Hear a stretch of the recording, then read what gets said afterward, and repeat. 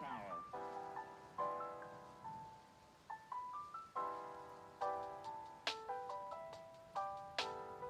Every core of computers now have primary control of critical vehicle functions.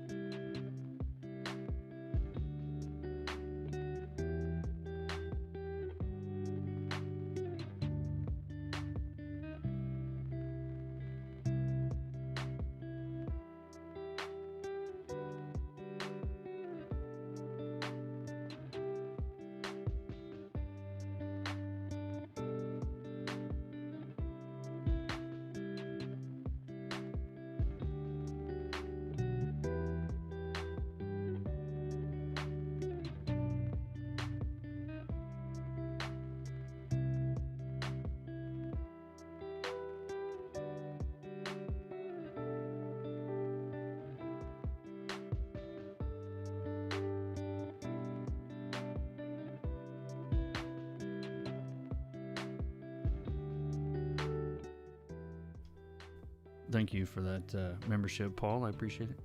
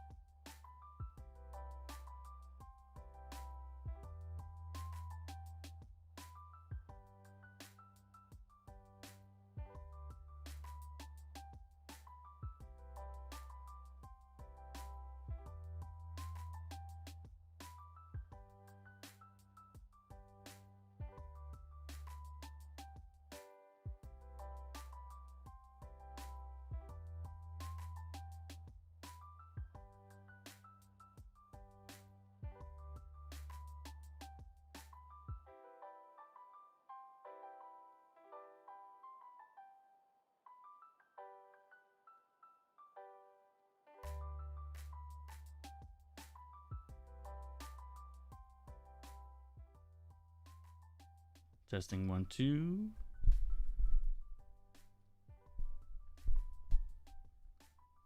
Okay, we can only handle so much of that kind of music for so long.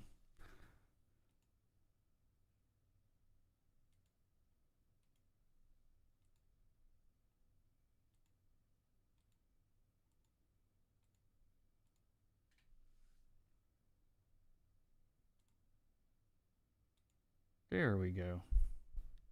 I think I'm on now. Thank you for your membership, Aqua. Thank you very much. All right, am I on the internet? I think there's going to be a bit of a little bit of a delay on the audio and the video today because I think my computer's going to blow up. So anyway, is this on? Am I live? Is everything running? Somebody confirm that for me before we move on. I've never I couldn't sleep last night. I really could not sleep last night thinking about the stream. And I've been trying to figure I've been trying to work this out for a while. And I finally found some tools to okay, I'm online. All right, good. And I can see the chat. I have a lot of stuff going on currently on my computer. So there is chat, there is my new toy, there's my artwork. We've got credits on the screen. I think everything's good. Hello, my name is Kurt. Welcome to my YouTube channel.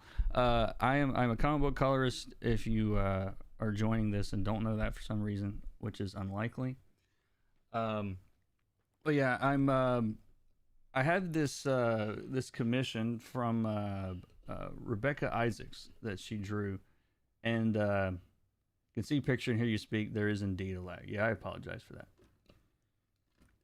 I'm just lucky this thing is all running at all.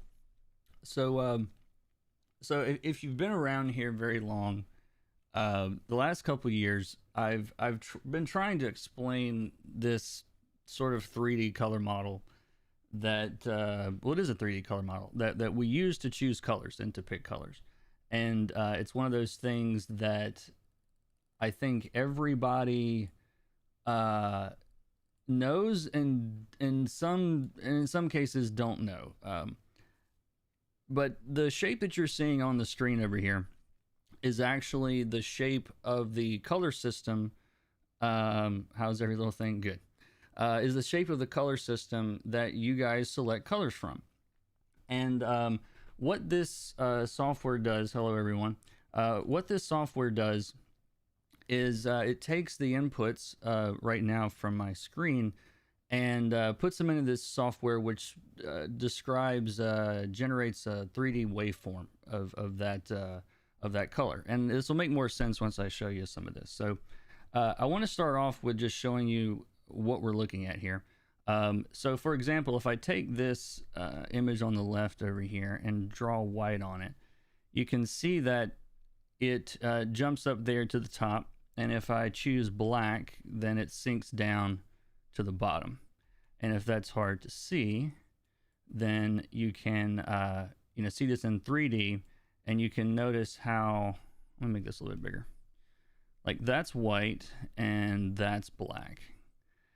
And so it does a good job of showing exactly how the relationships for these colors, stack up here. And now it's the color pie. Yeah, I don't know what you would call this. When I dropped this little image into this thing, this is what I got out. And I was like, yeah, that's the thing that I've been trying to show people. But I want to give you a couple of examples with artwork that you know, and artwork that you might be familiar with, so that you can see what we're talking about here. So I'm going to start off with this one. And I guess I'm going to take let's try something. This is a very famous painting. This is the 3D waveform for a very, very famous painting. One of the most famous paintings of all time. Can you guess which one it is before I show it to you? And I'll give you a hint. It looks like that. But anyway, this is the Mona Lisa. We're looking at it here. Just edge on is just the actual hues without the values, and then here you can see the actual values. Now, what we're looking at here, I am not an expert on reading these things. I discovered this last night, but I was trying. But this is the Mona Lisa, yeah. So let me see if I can. Well, you guys know what the Mona Lisa looks like. I'm not going to pull it up again. But I'll look at a few more of these real quick. But what I thought was interesting here was that you can really see just how, I'm spinning the image around now, and you can see just how clearly all of the different color shapes are delineated here. It's like you've got her skin tones are very obviously prominent in this and separated from all of the other areas of color. And when you're seeing this this white, this really bright white that you're seeing on the right, is just how intense it is at that point. So all of that dark at the bottom of the screen is showing up as a really bright, color on this. And this one, I'm guessing you guys are not going to have any problems at all figuring out which one this is. Especially when you turn it, it almost looks like its own name. But any guesses as to what painting that might be? And this one is not very hard either. I chose very easy paintings. Anyway, this is Starry Night by Van Gogh. You can see the sun is that little bright, or the moon, I guess, in that painting is that little area on the top right. Starry Night. Yeah, this is so cool. Yes, it is so cool. I was geeking out about this for hours last night. Oh, what is the name of this painting? You guys know the what is it? The girl with the pearl earring. Is I think that was that one. And this one is one you might be able to recognize if we look at it from the edge. You've got two faces, bright background for the most part. Hey, Davey, how's it going? So, good old American thought, good American Gothic, as they say. Anyway, so that is what we're looking at, and what I'm going to do, what I'm going to attempt to do, and I have not scripted this at all. This is very off the cuff. Like I said, I literally found this thing at like 9 or 10 o'clock last night, 12 hours ago. And I'm like, I have to talk about this now. But anyway, let me make sure that this thing is still. Thanks for everybody coming in. So yeah, I'm not even going. I'm hiding view counts today. I don't want to know. Where did this come from? This is really exactly what you've been talking about for years. Yes, I will. I'm going to link this and I'll explain the whole setup at the end of the stream because I know a lot of people have a lot of questions about it. And I will say what's happening right now is extremely complicated. Not extremely, but it's technically complicated for a stream. But yeah, I will show you guys where you can get this software, how it works, and how I'm currently doing this. But yeah, so is there anything else in here? Oh. This is, you guys remember me showing you, I'm going to show y'all this color wheel, and I will get to the tutorial part, but I need you guys to at least understand a little bit about what is going on the screen. So you guys should now be seeing, yeah, it's not a perfect example, but you should now be seeing that image in 3D form here. Yeah, here we go. But it's basically the same thing, you know, effectively, slightly different colors. But this is the system that you pick colors from. And what's fascinating to me about being able to at least visualize this like this is that this is effectively, how would I put this? This is effectively an easy way to show that why comparing colors and picking colors are so complicated. The reason for that is we're working in a 2D system on whatever app you're using, whether it's Clip Studio or Photoshop or whatever. And this is a Craig Mullins, by the way. But you can see just how well separated all of these different little areas of color. You've got that deep red, the oranges here, and this particular image, which you're not seeing. I keep forgetting I have to do this. Sorry, there's a lot going on at the moment. Where is here's the actual image. So you can see just how well separated the dark areas are, the red areas, like wherever the subject is.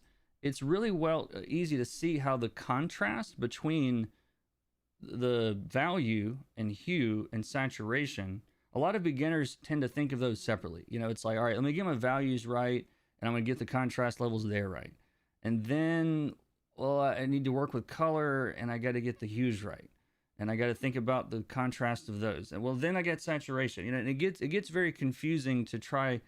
We're taking three different variables: hue, saturation, and value. And to compare the two, you either have to look at a value chart or look at a hue wheel or a color wheel, whatever you want to call it. But there's no way to compare all of them at the same time when they're all effectively one. You know, there's one distance between each one of those two colors. And so I'll show you a quick example. Let me get back to this. Hide this, and then I'll start some coloring here. But so as a quick example, it makes sense now in this system how if you have like I'm going to pick this bright blue and compare that to the orange on the opposite side of the color wheel. Right there. So you can see that, like, even though this blue value is, you know, about the same hue level as the orange, it's a darker value that shows up, right? And if I choose a light blue, then you can see that that fills in a higher different part, right? Does this make sense, right?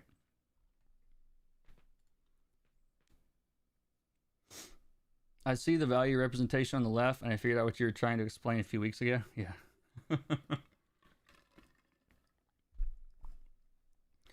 3D histogram and parade tool. I work with them all the time for lighting. It's often hard to tell which areas are affected on the chart. 3D makes it much easier. Very much so. So anyway, but you could see now how if we were to take a, let's say, bright, saturated red, okay? So let's say this red out here on the color wheel. I'm going to flatten this out so you can see it create a little bit of a platform there. So that's bright,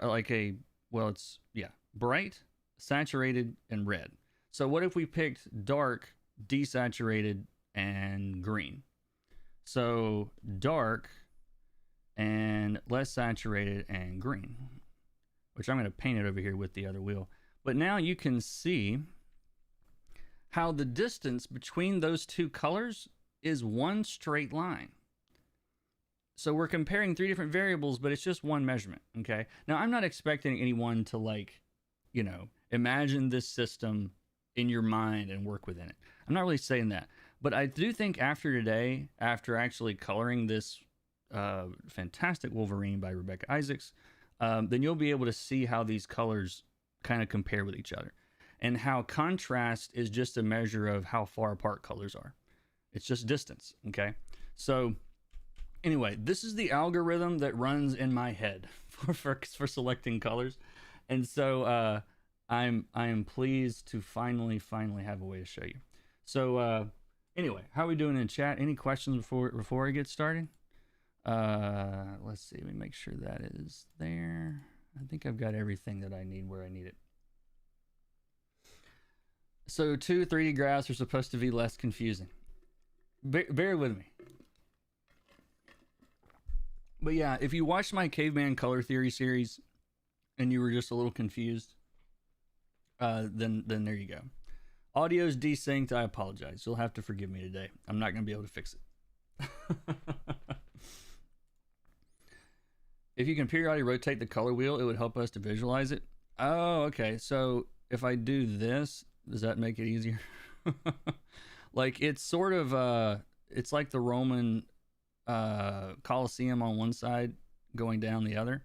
But what I like about this is you can really see inherent value in this thing really easily, because you've got, you know, yellow is the brightest color and it's highest on this list. Purple is the darkest. It shows up on this list. I just couldn't believe it showed up this clearly. And I wish I could turn the transparency of some of this down, but I don't think that I can.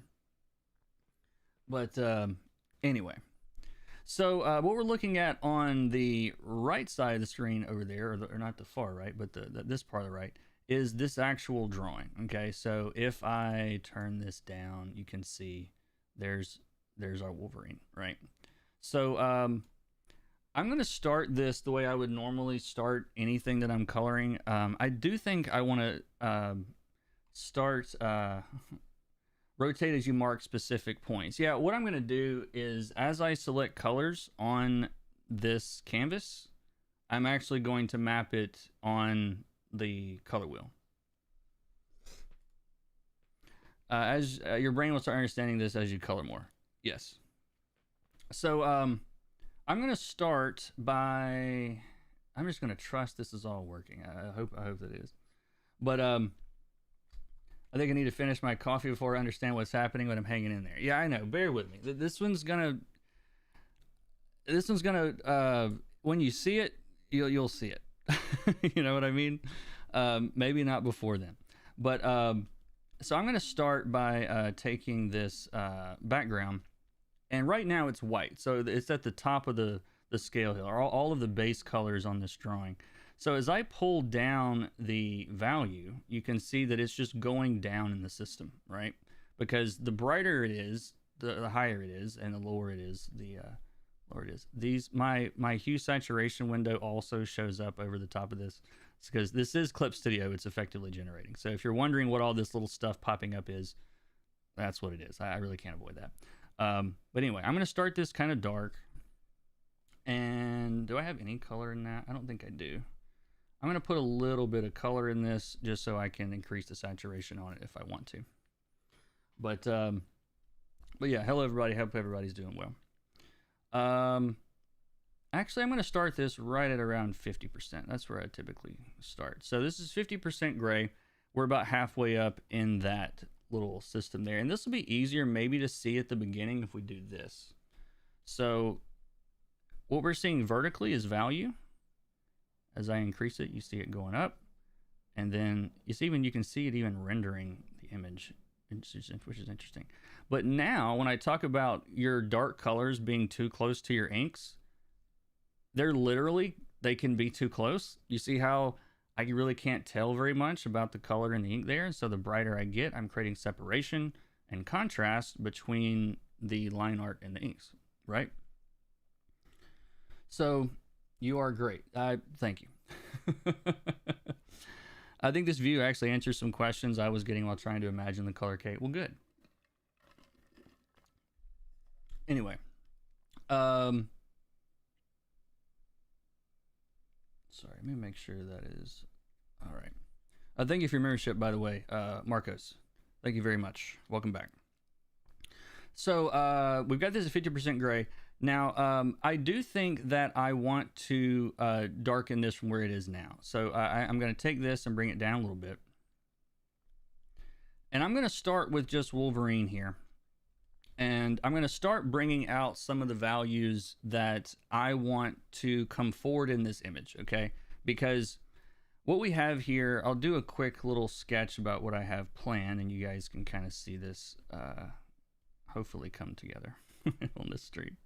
So obviously we have Wolverine here on this part of the image, and he is looking dead at this gentleman here who is about to be covered in ketchup. There is a ketchup layer. We'll get to that later. It's YouTube, family friendly. So he's looking at this guy. This guy's a focal point.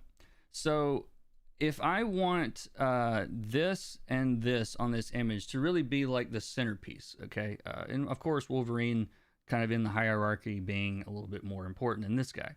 So I'm going to put some values on him to pull him forward, and then we'll do some things in the background to push it back. And what we'll end up with is sort of a sculpture in this in this view that you guys are seeing. So so yellow is bright value and purple is dark value, even if they were the same saturation. Your example earlier, yes, you can see that in the color wheel. If you notice in your color picker, if you like screen capture your little color picker and put it in black and white, that's one thing that I haven't shown, which might be interesting to look at, is what the actual color picker looks like in 3 dimensions. So you can see that here's our color wheel that we're used to. The brightest colors appear up here, and the darkest colors appear at the bottom. And whatever color that we have selected on the wheel creates a different shape within this deal here. So this is sort of like, it's a 3D representation of the gamut that you're working with all the time, you know? So let me put this back though for now, and put that back and move that back. So yeah, I have my flat set as a reference layer, and I have my wand set to refer the reference layer, so I don't have to worry about going back to that. And I'm going to put this back in this view for a second so we can look at the values. So on Wolverine, I'm just going to select his shirt to begin with. And I'll do this on a new layer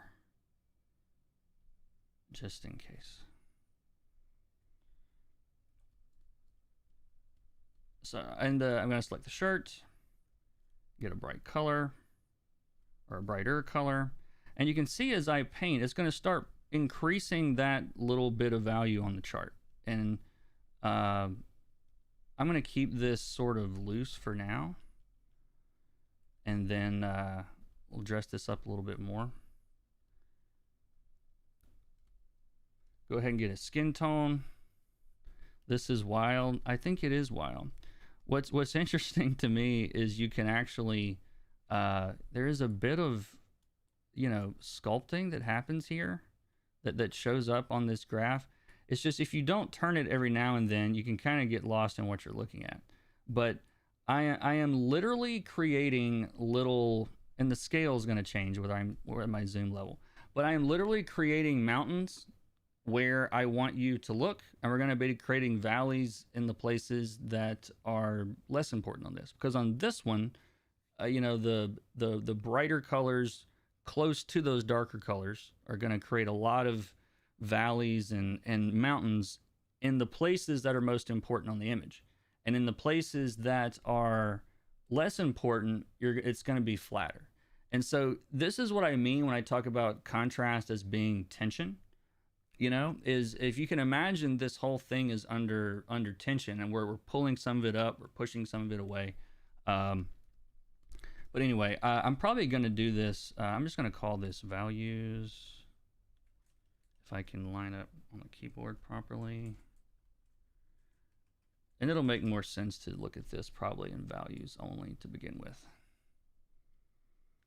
And the shadows that I'm going to be painting in here are sort of loosely based on some shadows that that Rebecca had sent over. She had done some sort of rough shadows on this. But you can see these brighter values are really jumping up in the graph, and the more space they take up, the bigger it is on the graph. So does this make sense a little bit? Topographical comic art. There you go.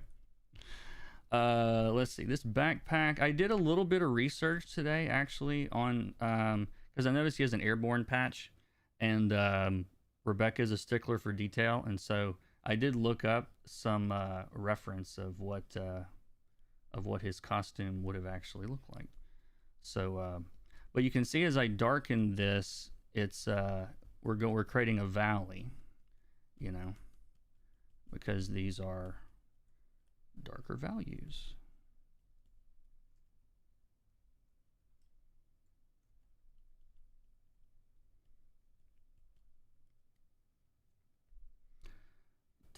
Topographical? Is that the technical term? I don't know. Maybe so.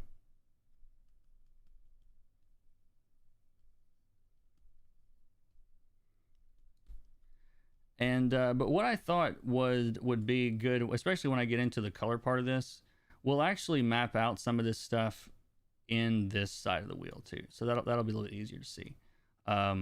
There's no way to kind of take all of this in from every angle, unfortunately. I wish there was. There's an automatic like switching animation thing, but it I don't know if that wouldn't be more. It doesn't actually run automatically. I have to keep clicking it. But anyway, let's get back to this for now. I want you guys to first just understand what we're looking at. That's the biggest thing. If you understand what we're looking at, then I'm okay with that. We're on the right track.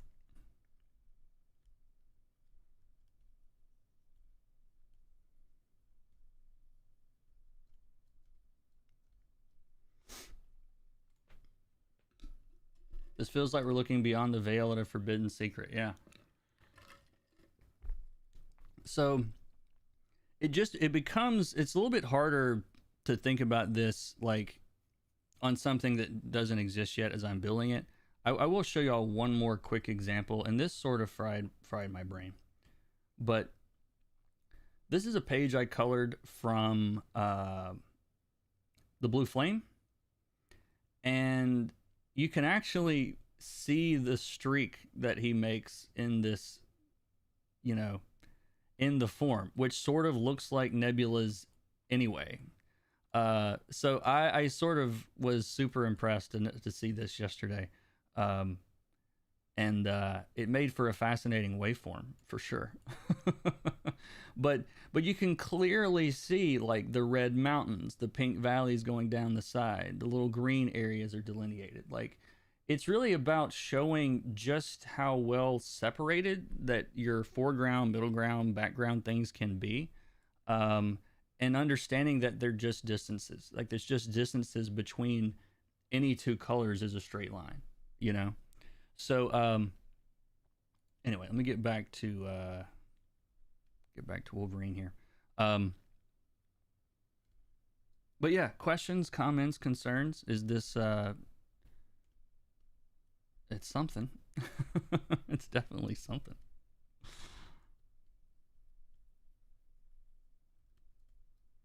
And I'm getting real rough with these value selections at the moment. I'm gonna tighten all this stuff up, but that's not a good view. Sorry, there we go. At least for now.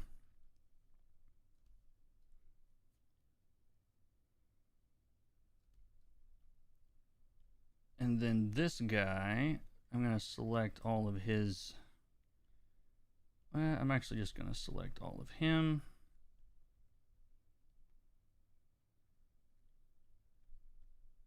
I'm gonna go a little bit darker. And again, you can see like that sort of jumping around in the value scale there. So I'm keeping this all pretty narrow value wise for right now, because as we go through with this, we're going to increase the differences in all the places that are most visually important.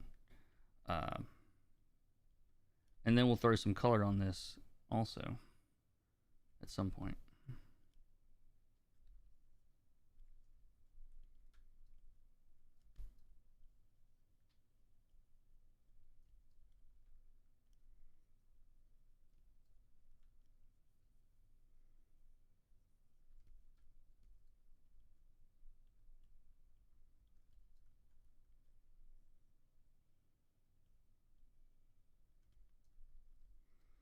So again, just to show you guys what you would be seeing, like if I put a big bright light behind him, like completely white, you see how it creates that big leap? So that's where white is. So all the values that I'm doing right now are all pretty close together. So what I'm going to do, actually, let me go ahead and I'm going to brighten some of this.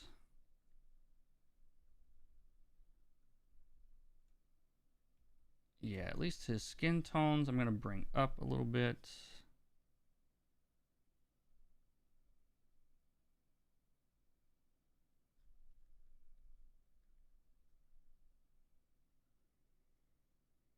I want to keep this pretty moody, so we'll end up doing some shadows too, probably.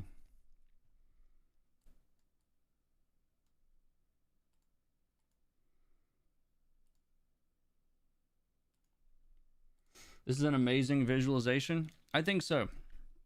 I will. I'll link this. I'll link this software and explain it at the end of the video. I'm gonna talk about that at the end of the video. If y'all would pass that along to everyone that's asking that. I want to make sure this thing is running for this entire stream. I don't want to overload it. So anyway, I'm just gonna get a couple more quick values in here, and then we'll start separating some of this out in color. Now there's a hopefully this is all showing up. Yeah.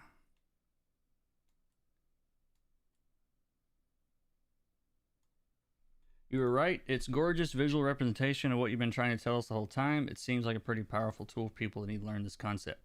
Yes, it is. Believe me, I nearly cried when I found this last night. I'm like, I've been trying so hard to figure out how to explain this. And so anyway, on this do I want to do this whole thing in black and white? You guys get the idea of the value here, right? If I take the entire time to do this whole big value thing, this is gonna be a long stream, and I do want to get to the color part. So, so with me so far and what we're seeing here.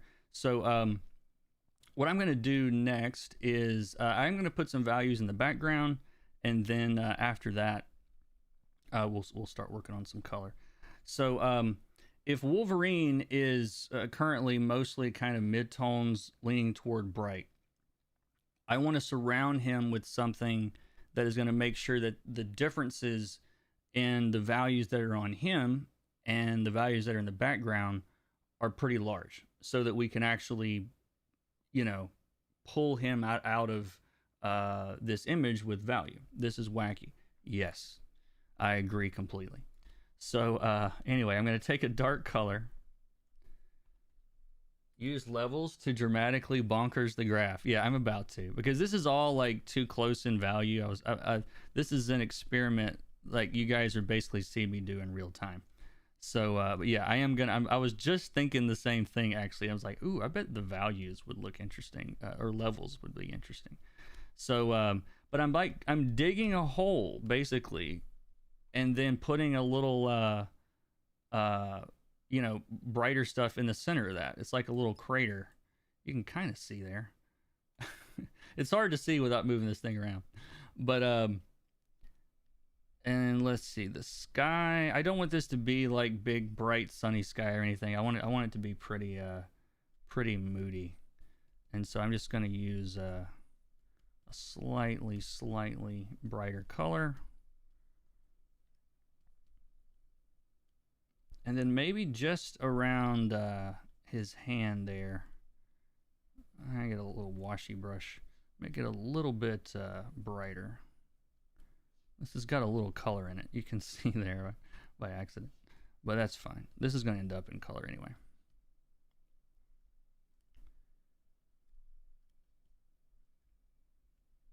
And then we've got a couple of smoke streams here.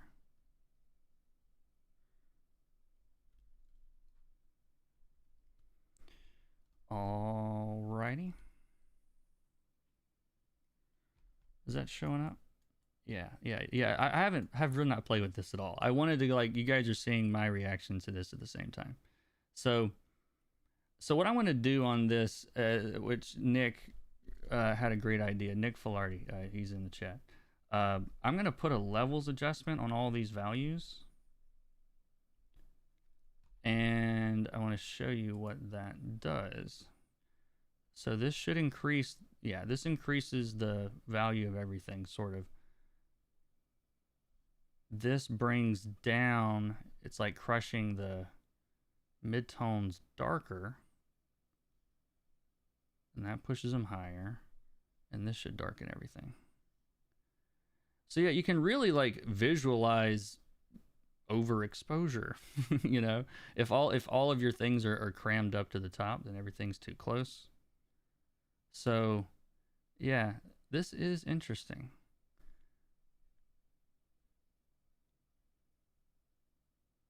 This is how you know that Rebecca is amazing, is like, this is already looking like it's like halfway there. Not really, but like it's such a cool image. Anyway, how about we leave that right about there.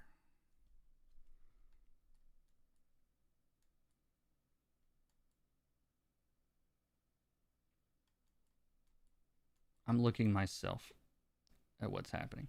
Oh, I got another funny look, another angle on something I've never noticed but thought about before, is just how garish that the flats will look within the system. So these are my flats that obviously they're not going to be a part of the image, but I'm using them for selection purposes. That is the example of a color palette that is not a color palette. It's just a bunch of random colors. So, but no, I really want this to feel like, I don't know, like maybe it's like it's Saving Private Ryan sort of vibe. I don't want this to look too, oh, you can see where the red shows up. You can see it as a mid-tone there.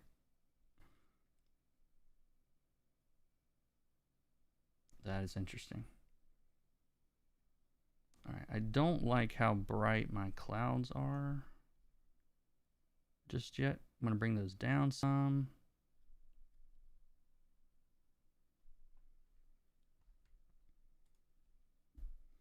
Impressive how much it picks on that subtle color. Yeah, it doesn't take much. I'm coloring this in Clip Studio Paint.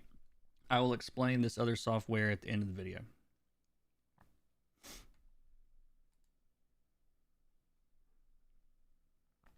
You'll announce at the end.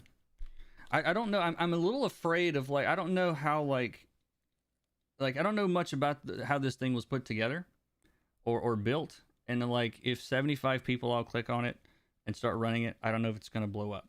So if it's not, the guy that made it said he might swing by. So if he does, then I wouldn't mind sharing it. But anyway, I like to at least get through this video first, or at least try to. So anyway, so I've got a real simple kind of value set up here.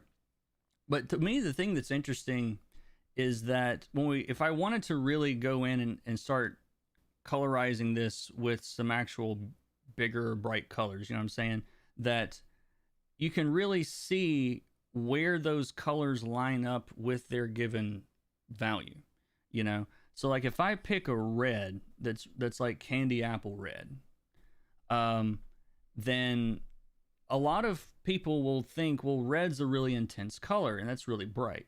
But this software does a good job of showing you just how dark of a value that is. Like, it's a relatively dark, you know, inherent value, you know. Does that make sense? Just like if you choose yellow, like, it's a very bright value, you know. Even in its purest form, that can change. Like, that's yellow and that's purple. Same value, you know, according to the selector anyway. You know, it's in that top right corner of the color wheel. But the perception of what we actually see as brightness is much brighter on the yellow. That makes sense, right?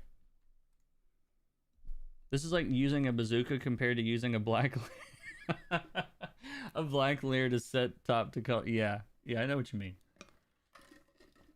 Anyway, I'm gonna start warming up Wolverine here. I'm gonna make an overlay layer on top of this, and gonna add a little bit of warmth. And this should show up on the graph. Yeah, so it shows up on the graph as that color that I chose there. And this is working with the values that are underneath there. Whoops. Let me merge that down. I need that.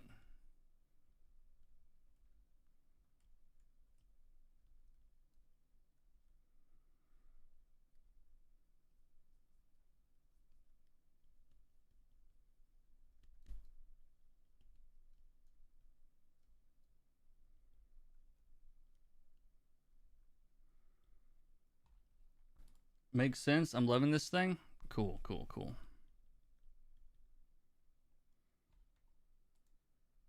I just understood how red is a dark color. Yeah, I did a whole one of my early coloring videos or courses. I did a whole lesson on why red is weird.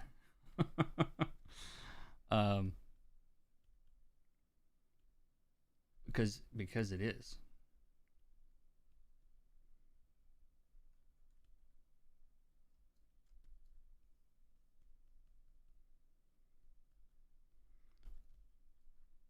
But you can see how I'm kind of setting up a mountain here right on his torso that is effectively unlike the rest of the image. If I can get my colors right here.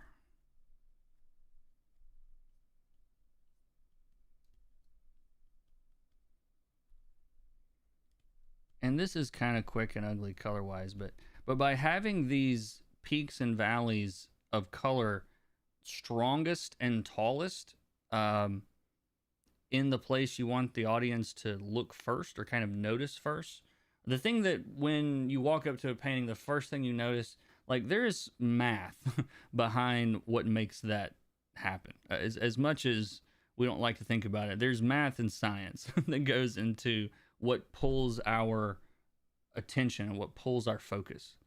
And if you've been around my channel for a long time, then you know what I'm talking about. but it's the DNA that when you're looking out across a field of grass, and grass, tiger, grass, like that difference, we are tuned to notice. Like we are highly attuned to noticing differences. And usually when I talk about contrast like this, especially in this example, because we've got a dark background with light elements that we're pulling forward, it's not always about what's brightest. It's not always about what's darkest. It's about where the biggest differences are. It's like when we were living on plains and trying to avoid being eaten by tigers, the people that noticed the tiger in the grass lived. The people that didn't. And so the parts of our brain that notices changes in patterns is extremely well developed in most people. And so all this is effectively doing is we are creating a kind of I don't know why I say we. I'm trying to be inclusive. It sounds better, I guess. But what this is doing is I am creating a pattern on this that is mostly cool, and right now mostly kind of mid-tone. And that pattern is being broken by choosing colors that are just in a different part of this system. So if I flatten this out a little bit, or we can maybe see this color picker a little bit better, then if all of my background elements are, let's say, let me drag this over so you guys can see this at the same time. If I choose this blue and make sure that, and that's like, here somewhere, roughly, about 50% gray, or 50% brightness, like a quarter saturation, and it's that color. So it's right here within this color system. So if I want to make a pattern that is a simple one to break, then I need that pattern to also be simple, And so I'm going to choose background colors that are close to this relatively, okay? So these colors are all a little darker, a little more saturated, a little whatever, but they're all close together within this system. They create a little, group of color plateaus that are all really close together within this system, okay? And what I'm going to do for the thing that I want to come forward on the image is to get away from that part of the color wheel and get into the other side where the colors are warmer and on the other side of the color wheel. Now, what this does, the difference between these two is the contrast between the two. So when you're separating your planes, your foreground, middle ground, background, all that stuff, if you think about separating them across this distance, which is really, you can think about even within this box or within this, the distance within this box or the angle around this wheel. That contrast is what separates your planes out. And so, does that clarify any of this? I know this is, some people are going to get this, some people aren't going to get this. I'm perfectly, I'm okay with that today because I barely get this. Where did I start? There we go.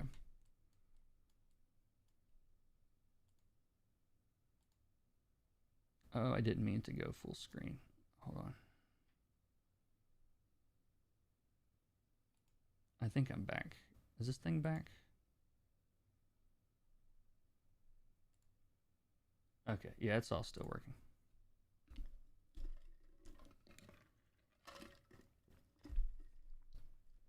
Anyway, let me see what the chat's saying real quick. Are all colors are like staircase toward values they have? Yes, they are. It's like, yellow in its purest form is brighter than purple in its purest form. Like even if you shove both of them into the top right of the color picker, it's still going to be different because you have it's what the inherent value is called. Think about it like this. If you have a black and white picture of Power Rangers, you could probably see straight away the yellow, pink, and blue Rangers. Green and red are a bit trickier. Yeah, you could actually. Like if hold on. If we could do it this way. Make this easier for you to understand.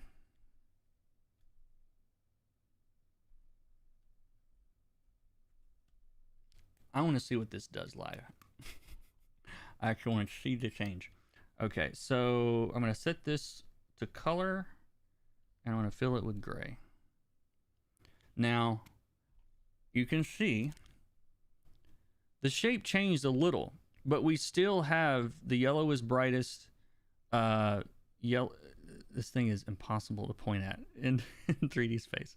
Yellow, green, green. We're getting into the dark colors at the bottom. So this is just a black and white version of the color wheel, you know, and it's a little compressed. It's not an exact science, I don't think, with when you use color mode like that. But that's effectively what this is. So some colors are just darker than others, and some colors are brighter than others. No sound? Is someone? Can you guys not hear me? Excuse me. I'd like to make that 3D color wheel in clear resin. I want to buy it if you make it. How about that? So anyway, let me get back to what were we doing here?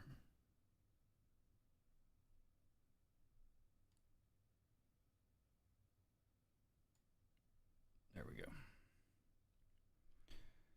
All right, so hear you fine. Yeah, if you can't hear me, turn your speakers on.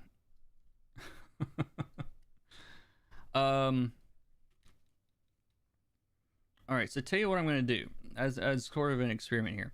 So if just to show you what I mean here, but this idea of tension, since he is sort of on the orange warm side of the spectrum here, if I go to the background, we can actually intensify that orange by finding a cool color around it. So like if I lean this a little cooler than where it was, it starts to make the warm stuff feel even warmer, because we now have, instead of, let's say, this orange, instead of getting all the way to like gray over here, which is roughly right here. So this is the distance between, sorry, you guys can't see. It's a little bit better. So the distance between that gray and that white is not as long as if I keep going past gray toward blue.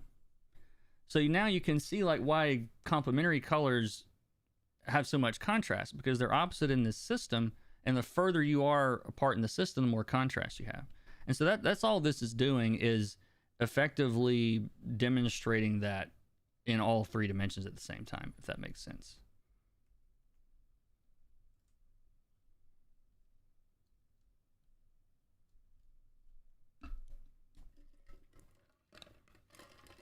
I'm finally here. I totally had this going in my car running to the comic shop. Wow. Thank you. That's awesome.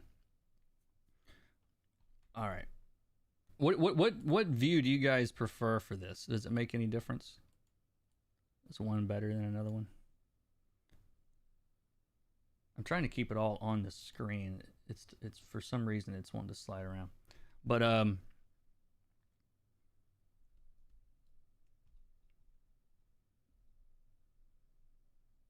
this is still on, right? My chat's being weird. Sorry.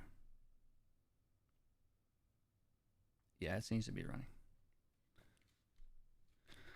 So this is rocking my world right now. I'm super impressed with this technology. I want this my university color theory lectures. People are going to learn so much intuitively. Also, I think so. I think so. What color wheel is that? It looks so complex. This is the same color wheel that I have been using on this stream for a while. It's this one. That's all it is. So actually, I guess what I can do for, I don't know, what would be the best way to show this from here on out? Because I mean, yeah, I'll probably end up finishing this, but I want you guys to understand the contrast that I'm talking about more than anything. And this might make it a little bit easier to, well, I wonder if that's going to show me the same view. That's not really useful.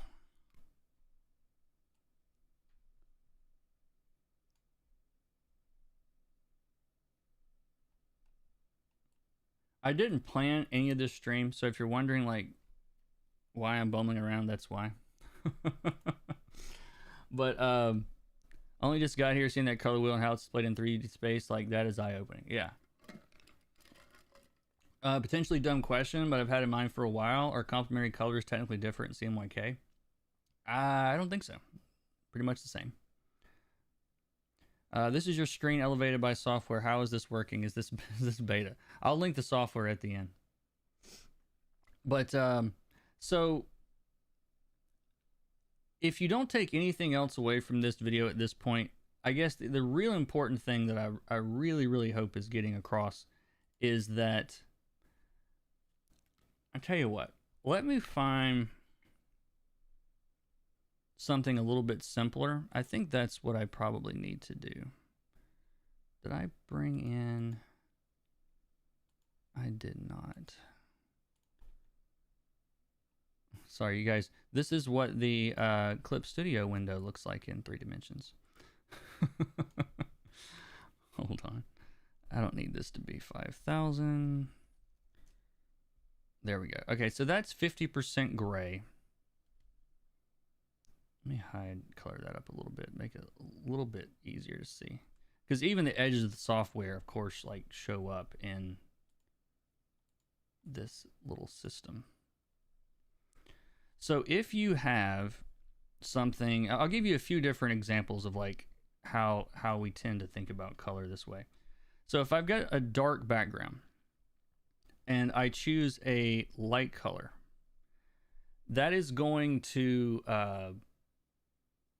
obviously stand out because it's different from everything else on the canvas. Okay. And that's easy to do when the canvas is very simple. And there's nothing there. Anything you do is going to break the, break that plane that's there. And if I have multiple things going on, if I do bigger differences in the, let's say this is my focal point, than I do in other places on the image, it literally is about creating, the biggest mountains and valleys where your focal point is, and minimizing the differences in all the places that, are not as important visually, the background, things like that. So like, what would be the best way to show this? Give me one more second. Let me try window, canvas.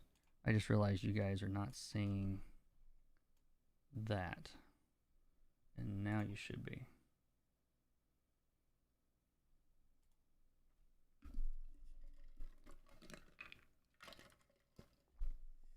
Would be neat to get the thing to spin automatically. Yeah, like if you hit there's a feature. So like that's what I'm currently, that's the current image I did.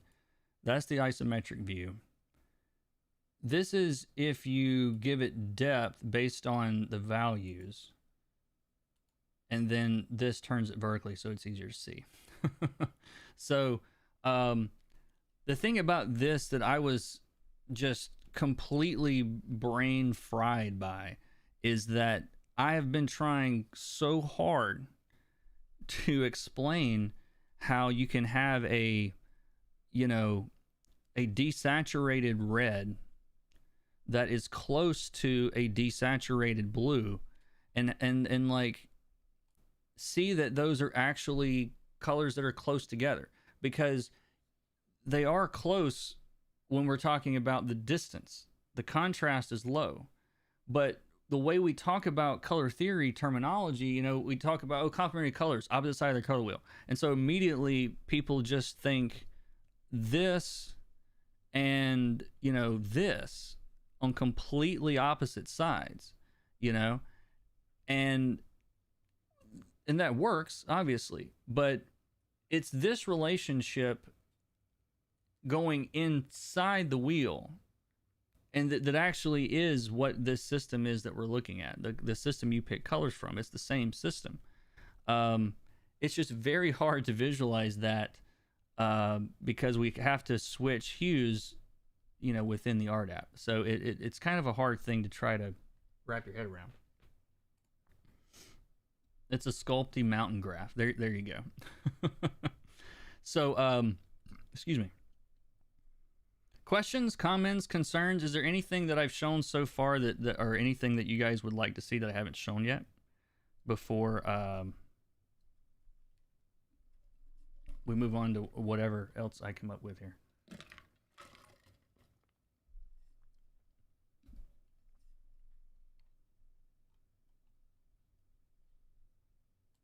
And I know the audio is desynced and everything. I can't help that at the moment. It has something to do with everything that's happening on my computer right now.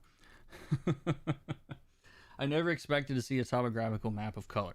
I'm just so excited because, again, like this is how it works in my head. Like I grew up as a colorist digitally. Like I did a little bit of traditional painting when I was younger, very little, but I don't have that kind of background. And I think that's part of the reason why I've been so not happy with like color theory in general and how we talk about it, because there's lots and lots and lots of terms, but as far as like actionable things, they're kind of few and far between. You know what I mean? This is neat, man. I gotta walk the dog, catch later. Yeah, I thought it was pretty cool. What brushes do you use? Different color harmonies. Well, one thing that we can do to start that might also, again, just to give you guys some perspective on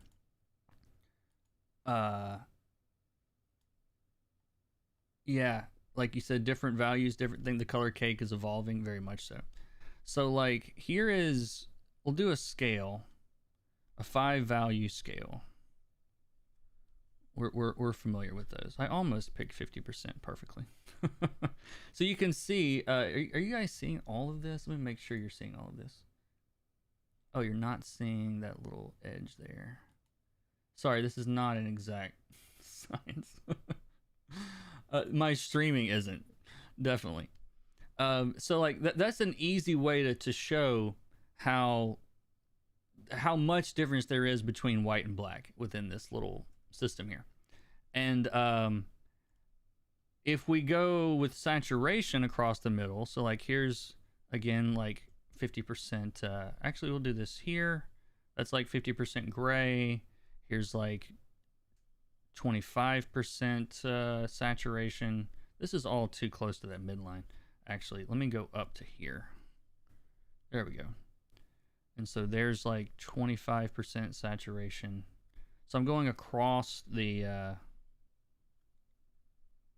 well, you guys can't see any of that. But you see, even though I'm going straight across from gray across to this intense orange, you see how the value is shifting anyway?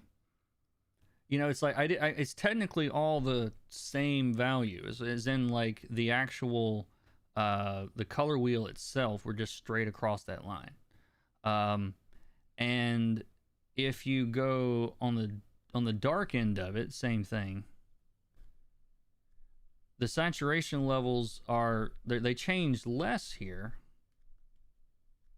but there's still slight differences in the saturation levels, and how the saturation affects how light and dark it is, because that's effectively what we're looking at on this version of the graph is how light and how dark those specific colors are. So it's so easy to see the differences. That's the thing that I've been trying so very hard to explain. So if I take I mean, what's another good example we could do? I'm going to do 2 examples on this real quick. So somebody said they wanted to see like a color scheme. So let's look at it like this first. I don't guess we need that box there. But like, I'm going to pick purple and a faster brush. There we go. So like there's purple, and on our color wheel, opposite purple is yellow.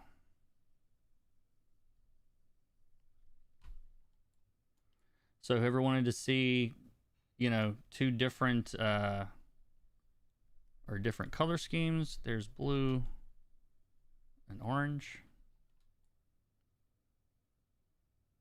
This is inherent value, okay? This is why it's so important to understand value and to do like, have a value plan. Because if I go, let's see, that's that Craig Mullins one. That's a little advanced for us today, I think. I might get back to that one. Let me try this one more time. Let me try something else. If this is my painting, and this is like a coloring trope at this point, all right? We have our frame that is dark, and then we have like whatever our background is, and it's getting like brighter toward the center, and then like have your focal point in the center of that thing. So this is what, well, you guys can see what I drew. No, why can't you see what I drew? Give me a second. I'm realizing now why you guys are probably so confused. I'm not showing you what I thought I was showing you. There we go. So let me reset this. Flat. Put that back there. I'm going to recreate this real quick. So there's our baseline, basically 50% gray. And let me make sure one more time you're seeing it. Okay, you are. So I'm going to frame this with a dark color. A dark value, let's say. Let's say I don't know what color anything's going to be at, but it's a dark value. And then there's maybe a slightly lighter value for something over here. And then there's some really bright value that is right behind whatever our focal point is. And then put our focal point right here. And let's not make it look like anatomy. All right. So this is like the start of a million different digital paintings on YouTube. And you can see clearly that we have all of these dark like areas that are creating valleys and little, I mean, it literally looks like terrain. And then we dug a mountain out of the top of it, you know, where that bright background is, and then there's a hole in the middle where that dark value is, you know.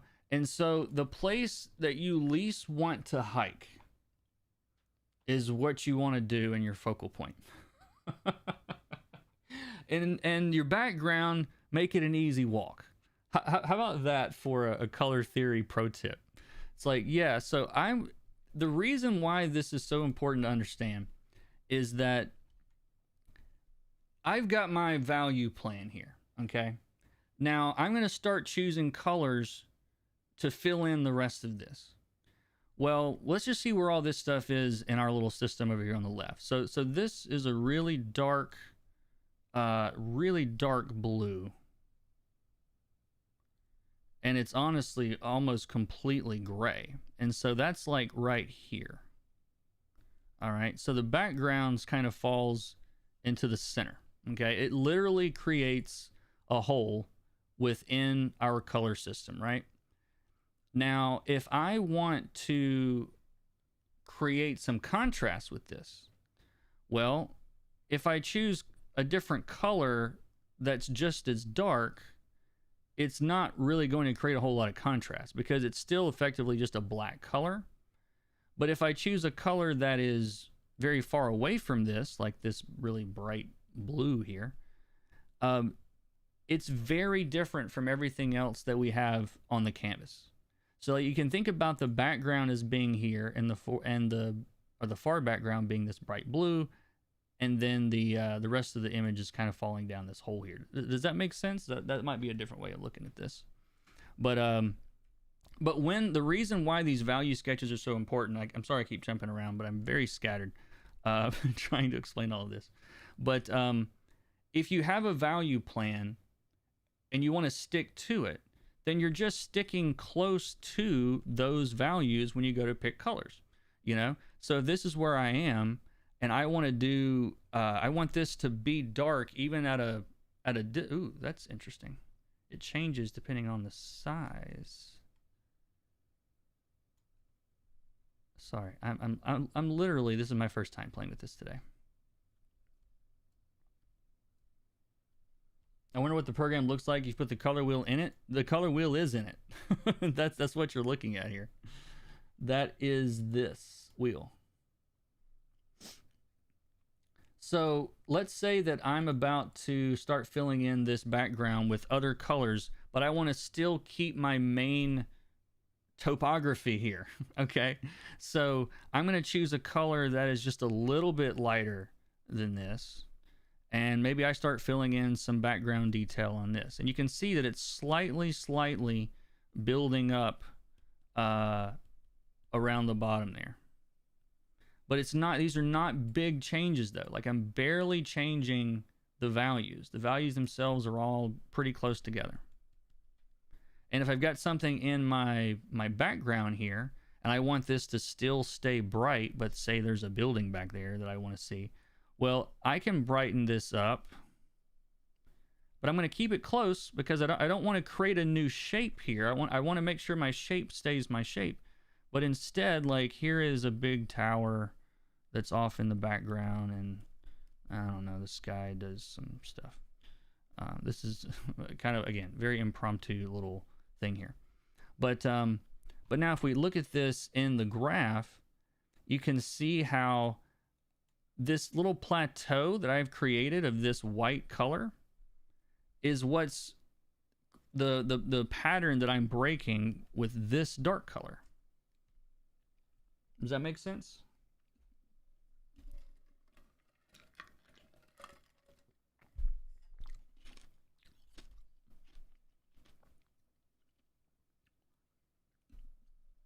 This also explains why monochromatic color schemes can be so effective. Exactly. How color building atmosphere perspective work. This is a graph of graph understanding. Love to see. Awesome. Reminds me of oil painting. It kind of does. So, but anyway, so let's see now. Right now, this guy kind of stands on his own, and there's nothing else like this guy on the canvas, so he's an easy to see. If I want, but let's say that I had I don't know, it doesn't really matter. The content of this is kind of irrelevant. But let's say that I had some really crazy background with a lot of different stuff going on and lots of different things. And you're like, well, this is nice and easy, but not every image is this simple. No, it's not. So let's say if you had something like this, which you guys can't see yet. So let me correct that. This is a Craig Mullins. And we make this as big as possible. And make sure you guys are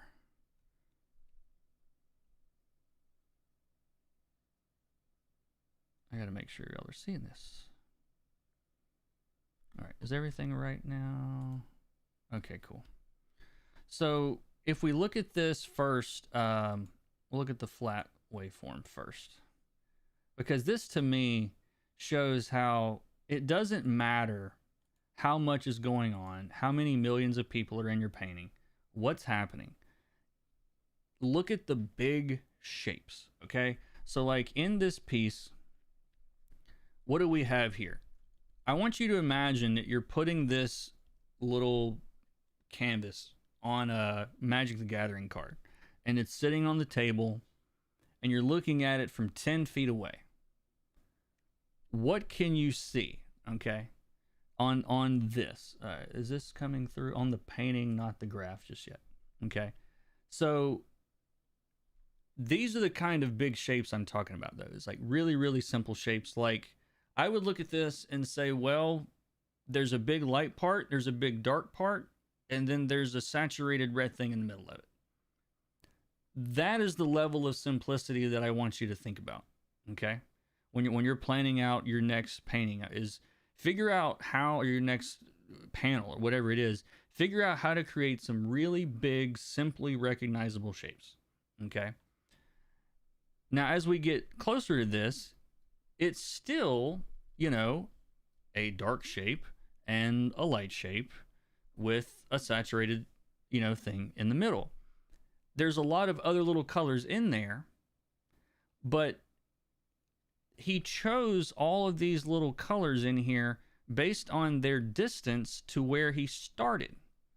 So like, and you can see this very clearly to me.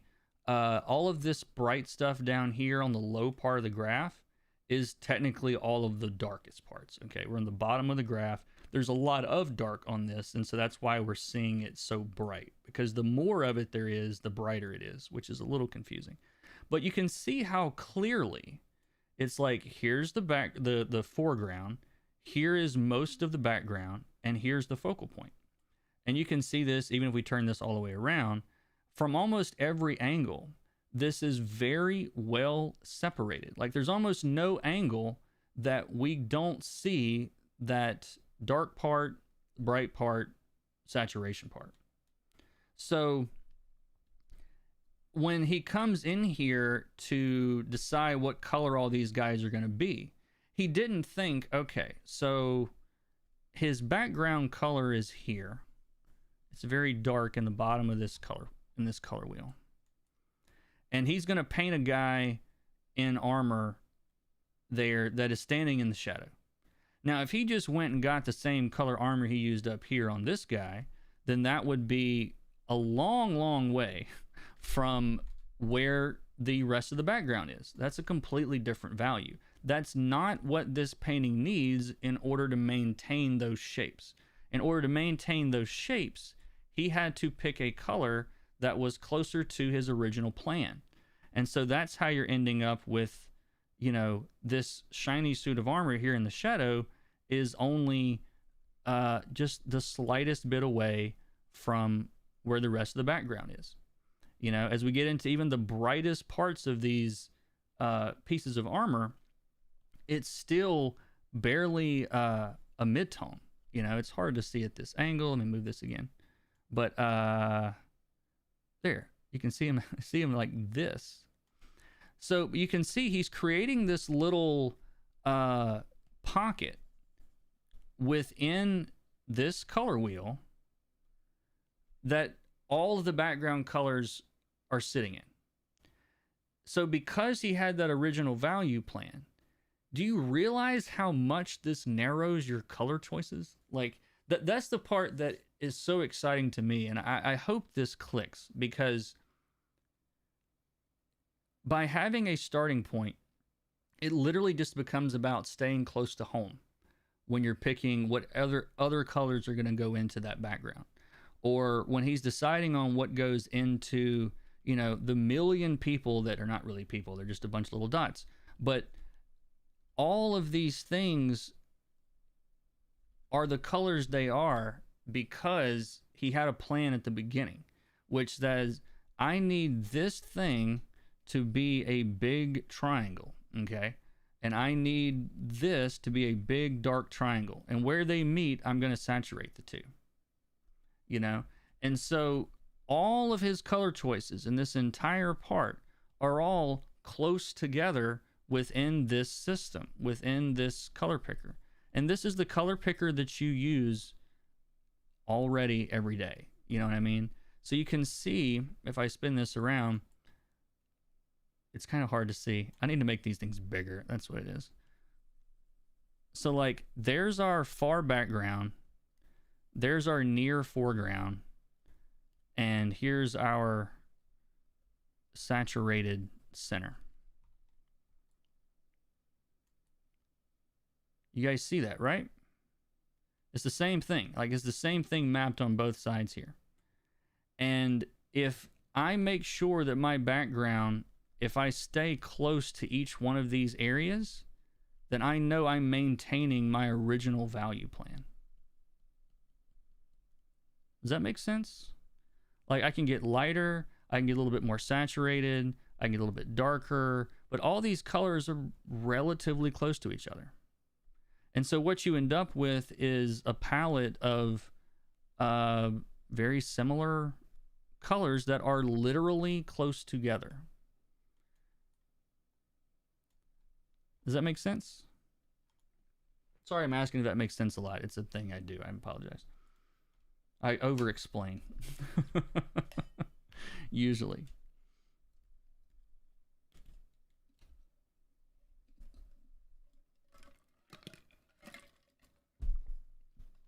So I'm getting some yeses. Anybody confused at what you're seeing here? Anybody late to this, I would just say start over the stream. I've got the DVR thing on.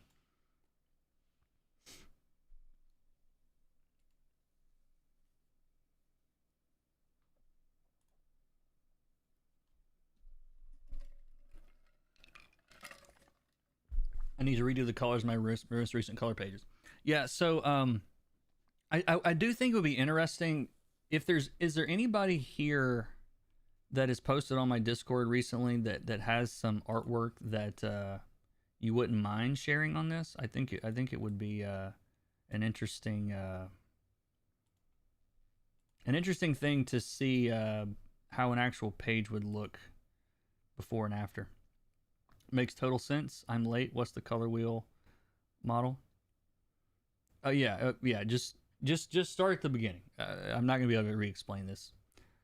I came in late. Click save to watch later. Awesome. I'm gonna pull in some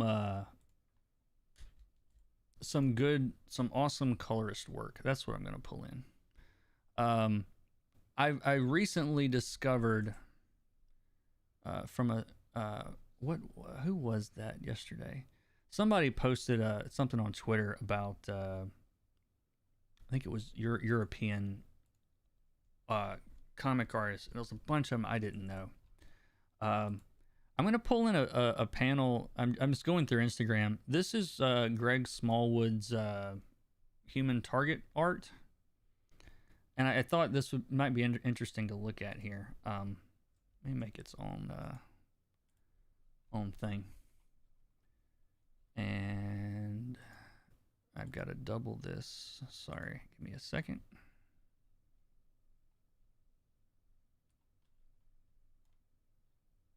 I'm just double checking. I'm gonna show you guys. I'll go ahead and explain what this is for those of you that are asking. I will link it. And if you guys, if you crash the site or something, then I'm blaming you. But I'm still slightly confused about the why of the armor color. Let's talk about that. What makes that armor color different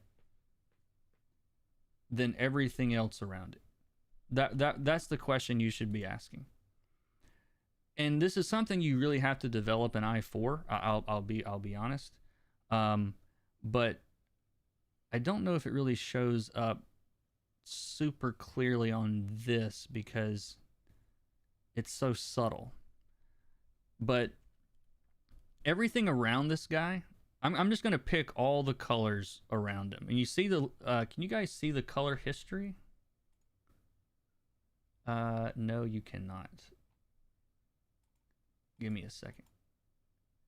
Views extra large.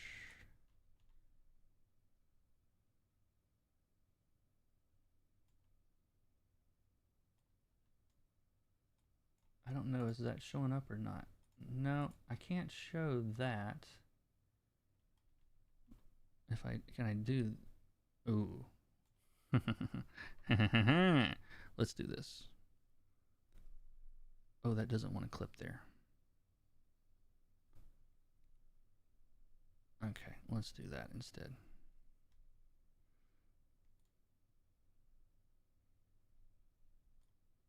That's such a good question. This is gonna be interesting. What's the best way to see that? Let's leave it right there for now. So if I pick all of these colors that I'm picking around him, though, I want you to notice how they're all about the same height as far as, sorry, give me a second. They're all about the same height, okay? They fall into a very similar range of saturation, and they fall into a very similar range of value, right? Now, watch what happens as I start picking colors that are on him. Here's all the colors of his helmet and his beard and the highlights and the shadows. Now this is very, very subtle. Actually, it's not very subtle at all. Can you see how the values on the character have a wider dynamic range than everything else around it? So like, if I undo on this, you're going to see all of that. I can't undo because it's reading the color history, so I can't undo. But again, this is the point of the background around him. This is all the colors that are immediately around him. You can see just how most of them are that orange. And now watch how it shifts as I start picking colors that are on his body. You see how much it's brighter and darker than everything around it.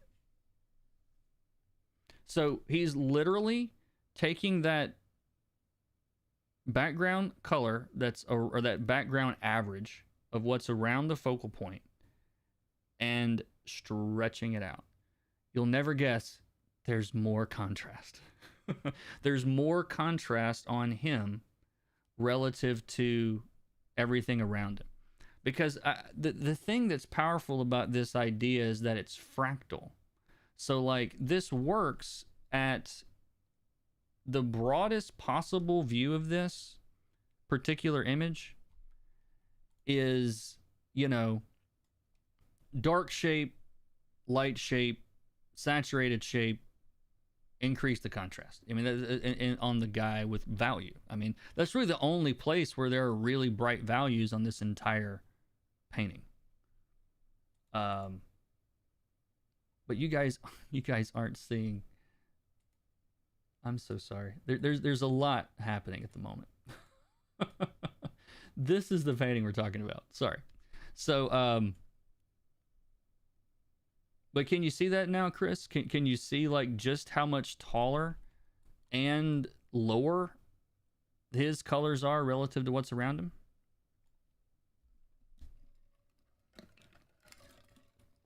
I mean, there's nowhere else on this image where you get colors that bright, really. And so even that, you zoom out far enough and it's just, well, he's the brightest thing on the page, you know? And was it possible to zoom in? That was the point that I was going to make, is this works because, again, dark, light, saturated, okay? So if we zoom in to just him,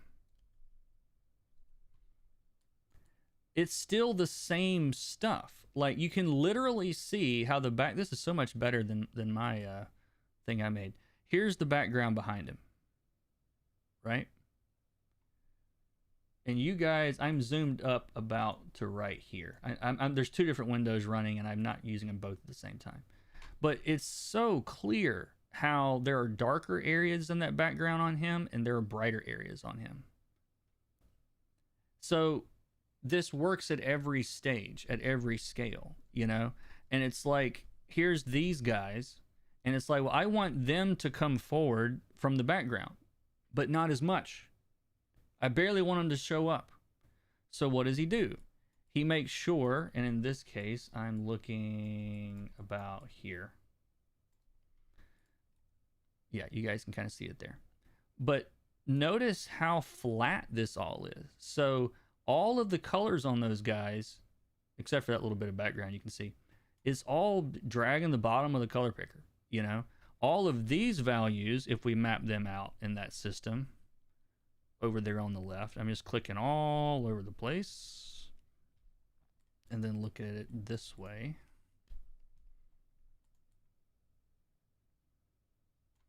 So all of these colors that I'm choosing are all filling in. There, let's do that. You see, these were all where all those colors in the background are. They're all dragging the bottom of that color picker.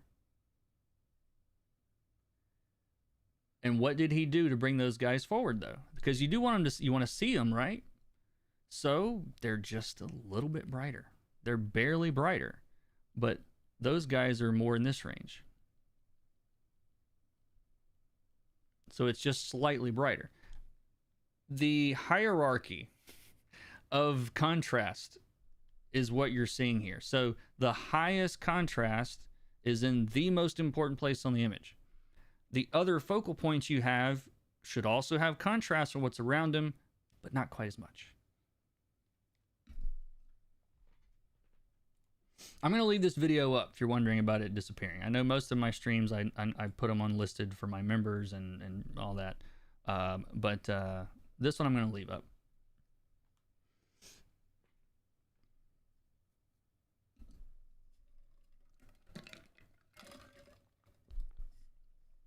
We just can't see the color picker. I don't have a way of showing it at the moment. I really don't. I don't think. Not without some difficulties. I'm running like 2 instances of OBS right now. One's outputting something to a virtual camera. The other one is generating that. Yeah, it's a whole thing. You're looking at the color history. Yeah, I mean that's effectively what this is. It's the color history. That little box, you know. That's anything I drag over the canvas will show up. So like the color picker itself will show up. This color picker, but I can't show it in 2D at the moment. Sorry about that.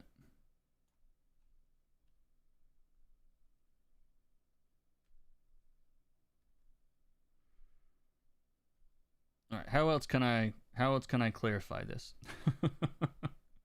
I don't want anyone to leave here confused. Not totally. Partially, sure. But like, guys, I have dreamed of this image for the last 2 years and I just didn't know how on earth to make it. So I'm very, very excited to have found this today or last night. Let's see. We would benefit from differentiating simple contrast from complex, perhaps. Armor is a good example of the complex kind. What do you think makes that complex? I would like to know that.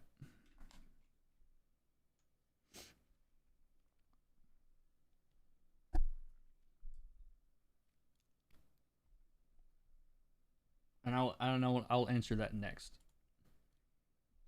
I'm going to go ahead and link this for everybody so everybody will stop asking.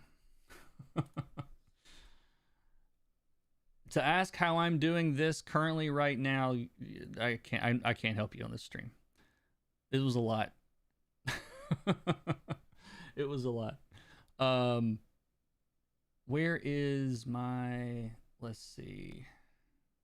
Let me put this in the description so the next time somebody asks, y'all can tell them it's in the description. Scroll past everything I'm trying to sell and you will find it at the bottom. There's also that 2D color wheels down there too.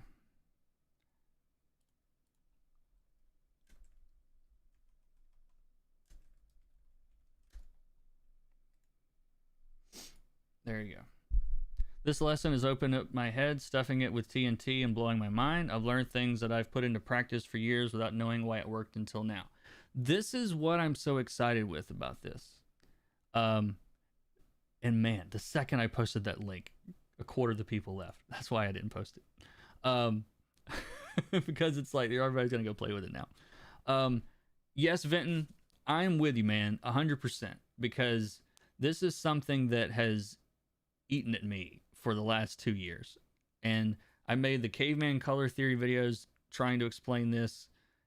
Every video I've ever made into the past, what's interesting to me is we could take this, you could take those concepts from just about any video I've ever said, and anytime I said the word contrast, just think about the distance within this system. That's what I'm talking about. The thing that's exciting to me is it doesn't fly in the face of anything I've ever said before. It's just showing it in a way that's super duper clear to me that I've badly wanted to be able to show people.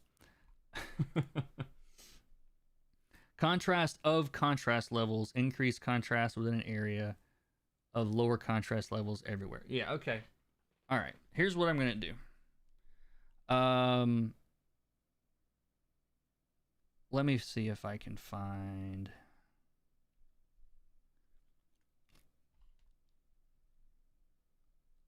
What would be the best way? I know what I could do. This one's pretty simple. How am I doing on time? How long is this thing?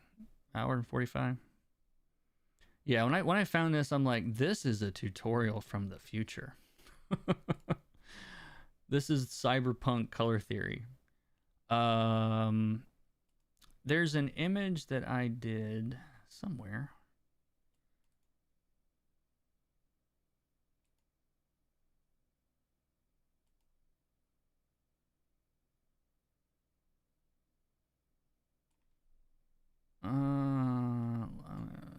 Let's see. Okay, no.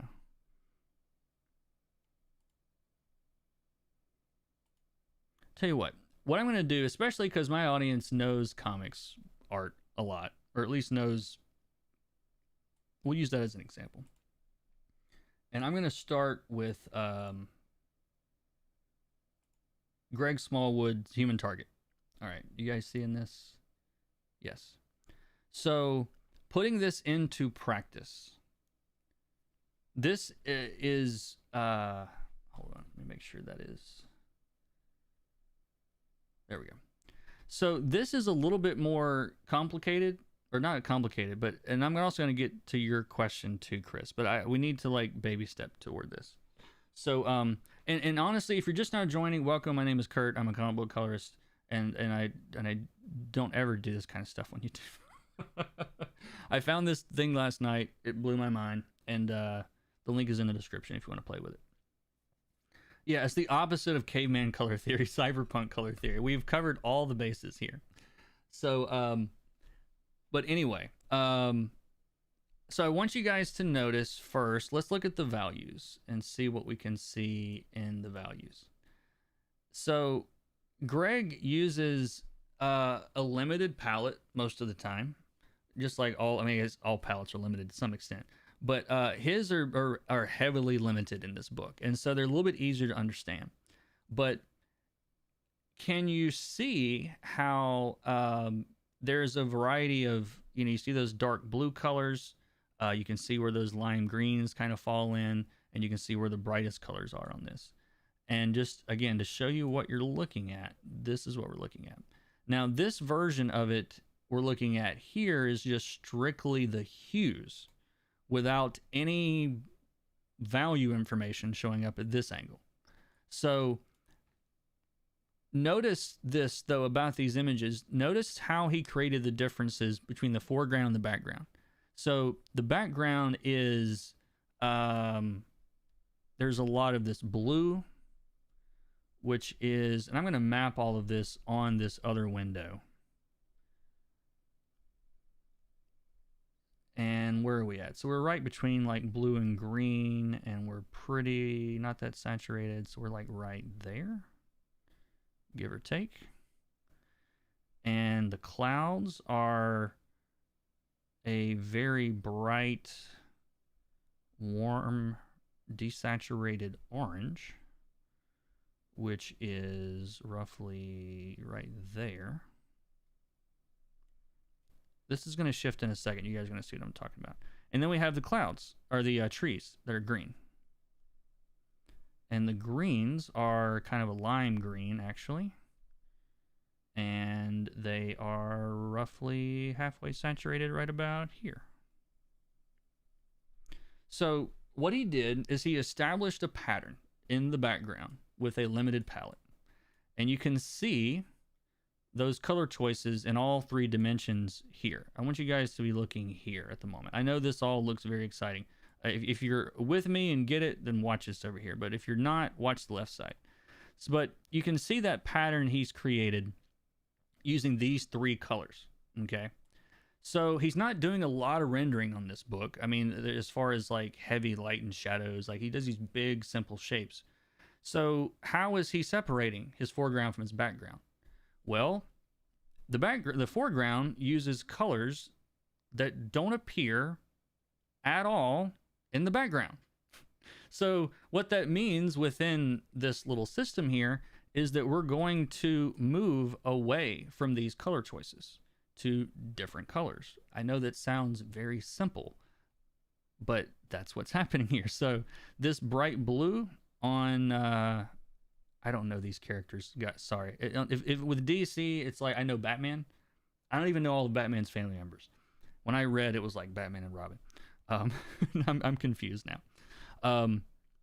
But anyway, so that's a really a little bit more saturated blue, and it's right around here.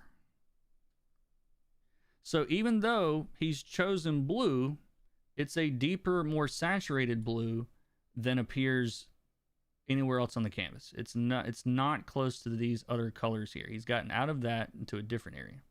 And then the skin tones are the other color that again are more saturated in a different part of the image. So what he's effectively done is had two different color palettes. One for the background and one for the foreground. Does that make sense?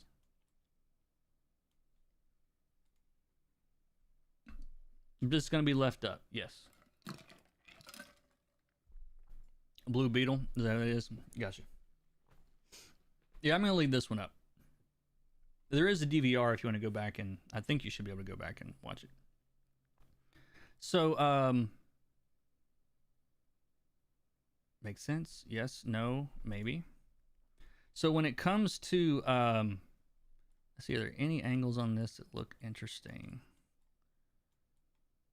I'm trying to see. Yeah, I'll leave it up.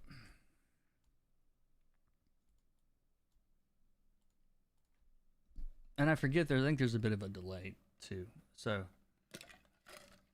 before I give another example, I just want to make sure we're on the right track. So to answer Chris's question, which is a tongue twister at the moment. So Chris's question was about how what he called complex contrast is like measuring contrasts of contrast. So let's talk a little bit about that. And I'm going to make another, a more complicated drawing this time as an example. Or more, not more complicated, but another example.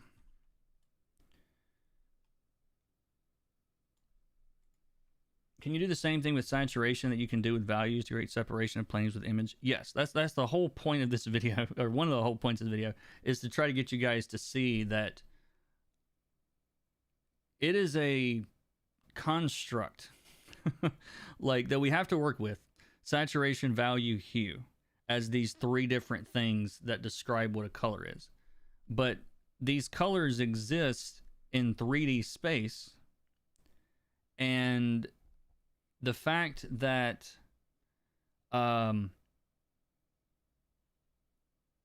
there are, how can I put this? It's one distance though.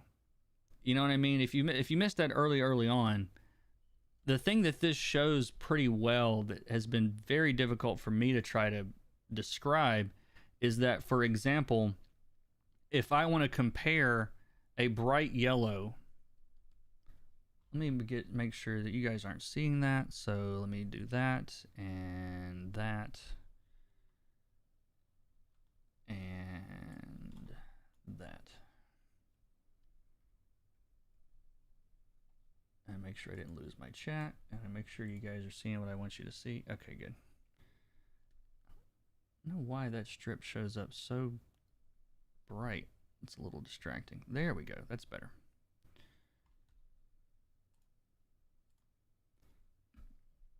Are Blue Beetle's blues not mixing up with the blue of the plane behind him? I mean, they are, but look at where they are. That's a little bit about what I'm talking about here. Where was that at? We have covered all of the bases today. Did I not? There it is. So one, it might be close to the exact same color blue, but notice in the panel what he did is, one, the place where it matters that you look at him, which is his head, there's a lot of contrast, you know? So if you compare in this graph, so here's his head and here's the background around him, right? There we go. You can see that, right? Same thing with her. But look at the distance vertically. Look at the difference between his head here and the background. There's quite a bit of difference in that elevation, that value change from the darkness of his head and the lightness of the background. Remember, like, you can't look at these contrasts in isolation and expect them to all work the same way.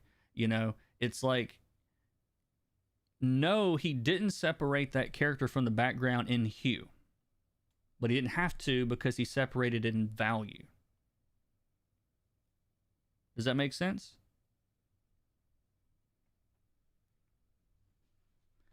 It doesn't matter how you create the contrast. I think I talked about this in one of the Caveman videos. It doesn't matter where the contrast comes from or how you make it.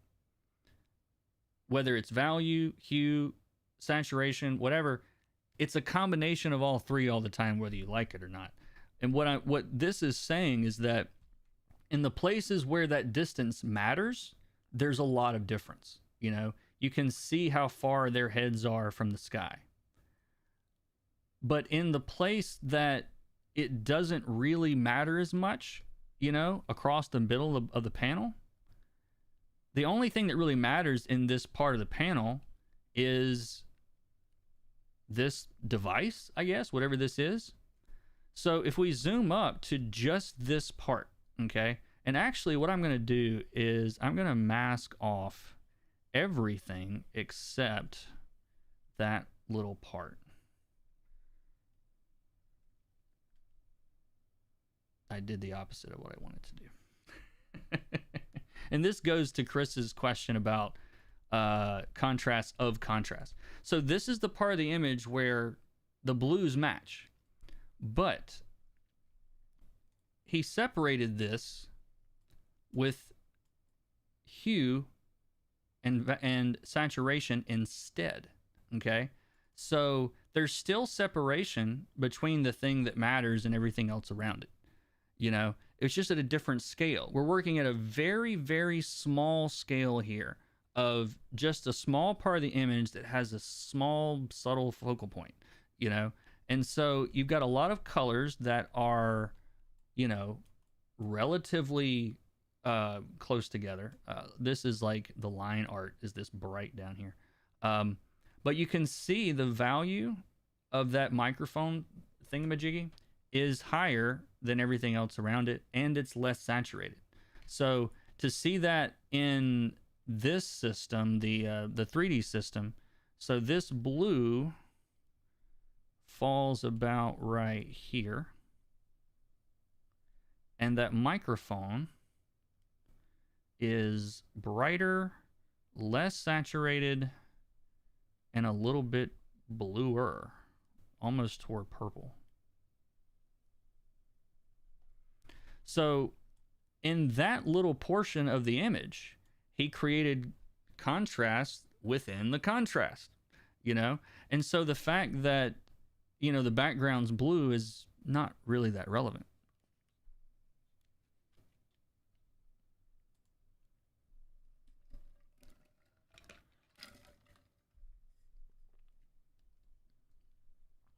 This is interesting and informative. Have to go to work.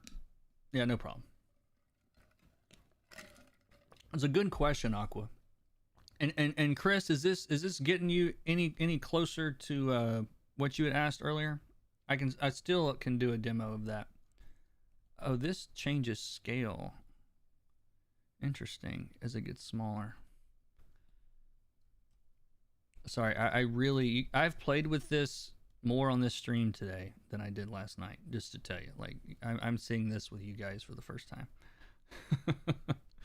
So, anyway. I just joined an hour ago. I didn't understand the diagram. Yeah, go back and watch the start of the video.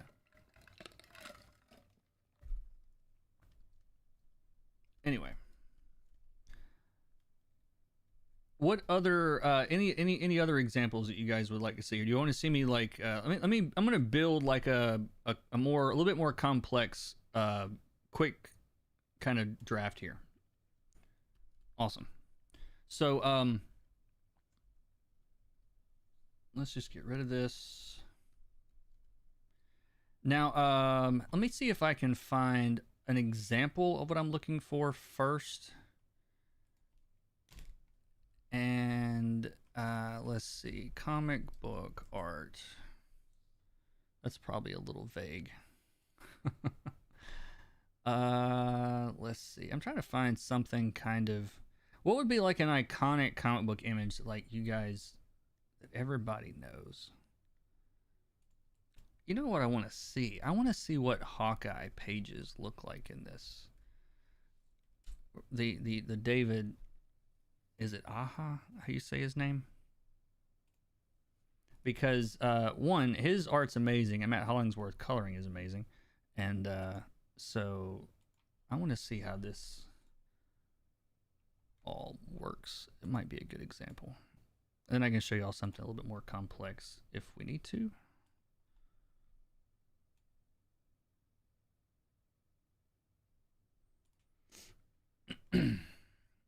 Contrast between HSV, it doesn't matter whether you like it or not. That was confirmation statement. Now I'm sure I've been doing it. I just didn't know it until now. This vid is why it works. Yeah, exactly. All right, so do something from Jack Kirby too. All right, where did my...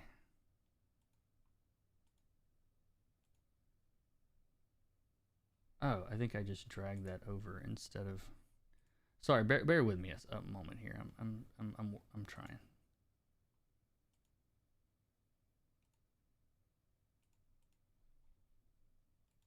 There's a lot going on my screen that I normally don't have on my screen. So I'm just...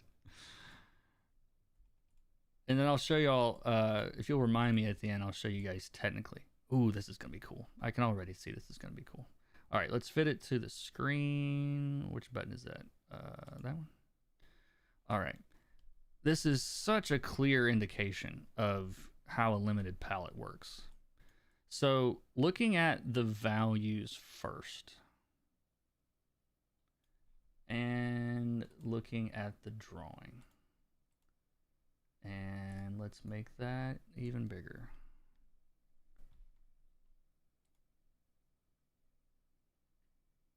Okay, I think that's everything. So first thing I want you to notice, so there's a lot of bright values on this page, like the gutters, the word balloons, panel 5, like, so that's what you're seeing, this white strip across the top. And you can see that here if we zoom out. The lettering and the gutters are all the max level here, right? And I want you to notice where the darkest colors fall. Okay, number one is into these purples down here. They're midtones. They're not extremely bright colors. They're just midtones. And you can also see just how few colors there are actually in this image, especially if you look at it dead on. The entire background is all effectively one hue. Okay, it's all effectively a really, really desaturated purple. That creates a very, very simple visual pattern that is easily broken, okay, with these oranges and the other more saturated purple that's on there. So you can actually kind of track like the skin tones and his shirt. You see how dark his shirt is relative to the background? You can see how it's below. I don't know if you guys can track that as well as I can here.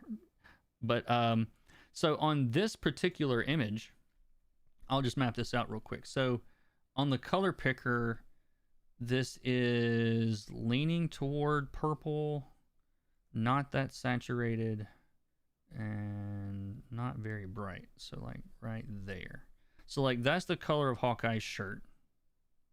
The background color, which is effectively in the same. You know what I'd have to do? Let's do this. Background first, and then his shirt. Then his shirt. One more time. There we go. So you can see how what they've done is they've created a pattern and then changed the pattern where he wants you to look. And you can see that that's that purple right there. Same purple. And then the skin tones, again, completely different than the rest of the background. They're over here. His hair is not at all very yellow. It's very desaturated. Actually, that orange is not that saturated either. His skin tone is like here. And his hair is roughly here.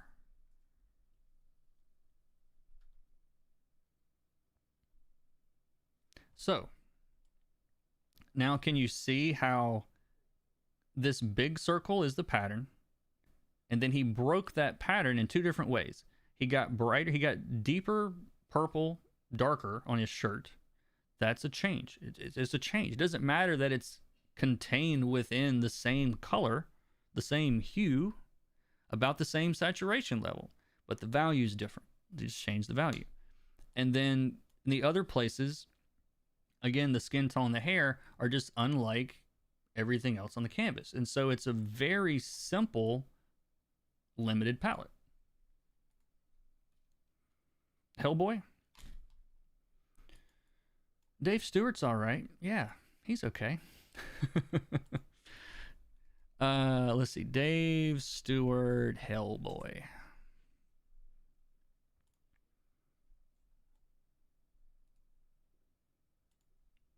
Copy. I'm going to close some of these windows. We don't need the Mona Lisa anymore. Starry Night. And create new clipboard. Okay. So this is just a cover. We can grab an interior if you want. So those of you that have been paying attention, what is the pattern on this image? What is the color pattern on this image?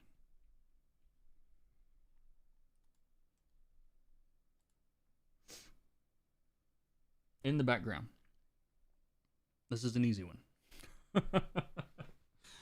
So all of the, I'll give you guys a little bit of time, but there's a little bit of a delay anyway. So I'm going to move forward.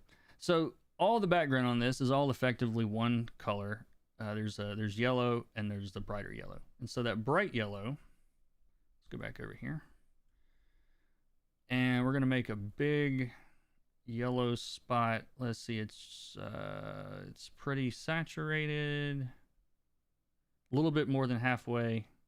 It's max value. And right about there. I'm trying to place it also. I mean, I can place it anywhere. But you can see now, ooh, that's a good example of that. So, yeah, hold on, let's talk about this for a second. So, here's the background, and then, like, here's the clouds in the background. Whoops.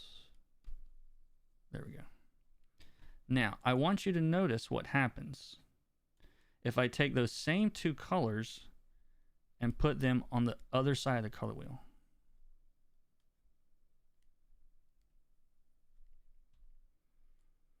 Can you see now in this system that because these oranges and yellows are close to these other oranges and yellows, that the distance isn't very far? Because I placed them in the right place on the color wheel, so it's just digging a hole where they are. But if you compare that to the distance to the rest of those colors, that's the contrast. Like that distance, that height is the value contrast. Okay? So on this Hellboy deal, he chose these colors for the background. And how did he break the pattern? It's not a trick question. Red. And look how dark it is. Look how dark that red is compared to everything else. It's low in the system, and it's completely unique. It's like the power of uniqueness in color is huge. It's like, how can you get your focal point to be unique? That is something that almost, I hesitate to say always and never and like kind of stuff, but every artist is trying to get to that unique thing, like what makes it different. And so if he had chosen a color for Hellboy that was closer to these other colors, you know, I can kind of maybe do some color picking on this, and I'm going to turn up the tolerance a little bit and choose Hellboy's colors. Let me put that back. See if this will work. Tolerance is too high or too low.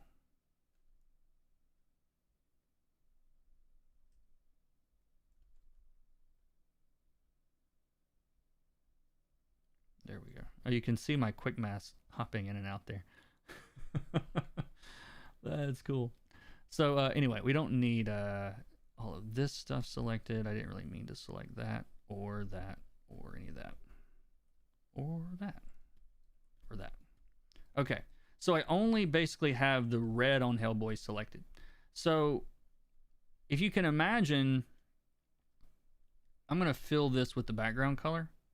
So you see how he basically disappears because there's no longer any contrast at all between him and the background, except for his heart there, which is, you know, oh, and you guys aren't seeing this either.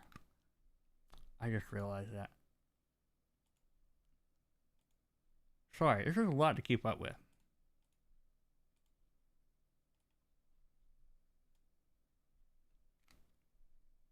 How about that?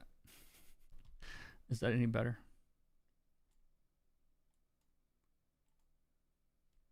So you can see here though, like the only thing now that there is his heart, but the further away that I get from that background, the more he stands out. If I change the saturation level, if I make it darker, it's like all of these things are shifting his position within that system. It's like, so if he's too bright, you know, it's a red color. It's true, but it's very, very pink, and it blends with the background because the values are all so close together. And so when you don't put enough contrast between your background and your foreground, for example, you can't see it very well. You know, if you zoom way out on this, we really don't, we see the tree more than we see, you know, Hellboy. So just by increasing that distance from everything else is what creates the focus. Excuse me. Do something from Jack Kirby too. Alrighty, alrighty.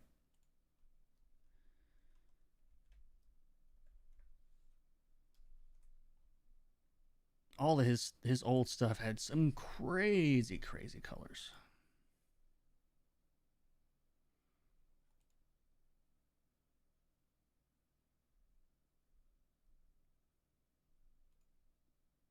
I haven't really looked at anything with a lot of so I need to close some of this stuff. I'm afraid my computer's it's chugging trying to make all this happen right now.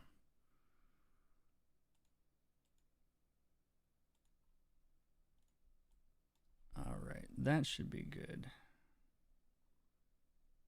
And can anybody tell who this is? Anyway, so here's Captain America. These are all the hues, okay? So how does this relate so far? Just looking at the hue contrast. What's in the background? We have yellows in the background. Oh, you guys aren't seeing the actual thing. I have to make 2 of these windows every time. That's why I keep forgetting to do it. There, and how do I... There we go. Everybody with me? All right. So looking at this image, the background is yellow and gray. Okay. So within this little structure, you can see all that yellow at the top. And it's a really bright value. That background is another really simple pattern. Now there's a lot of other characters in there, but at a distance, when you zoom out, they just become noise, okay? So if I shrink this down, and you can imagine even in this one, we zoom out far enough, they are almost not relevant to the color composition. It's like you can do any number of crazy colors in there, and it just becomes noise because they're so small. And so that's why all these crazy colors are not really detracting from everything else, because you can imagine like what would happen if you blurred it. That would be an easy way to, if I go filter, this should look interesting too. Blur, Gaussian blur. It's going to bleed all this stuff together like that. Holy smokes, that's cool.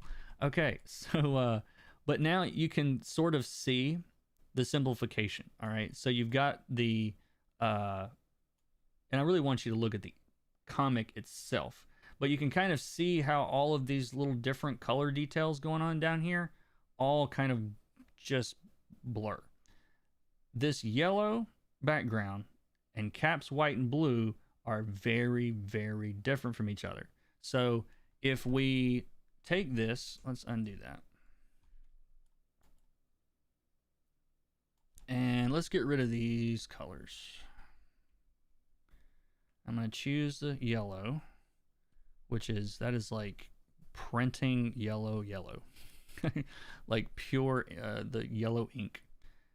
And then on the opposite side of the spectrum, max saturation, max brightness, as far away as you can possibly get within this system, is the focal point, which is Captain, who is here. And then, of course, he has the white on him. They're going to create like really, chunky little shapes and things. So looking at it this way, Cap is, again, there's no overlap between Cap and the background. you know. Now, if you're doing like realistic coloring, you know, you're putting a little bit of your background into your thing. But this is a very flat, you know, very simplistic view of this.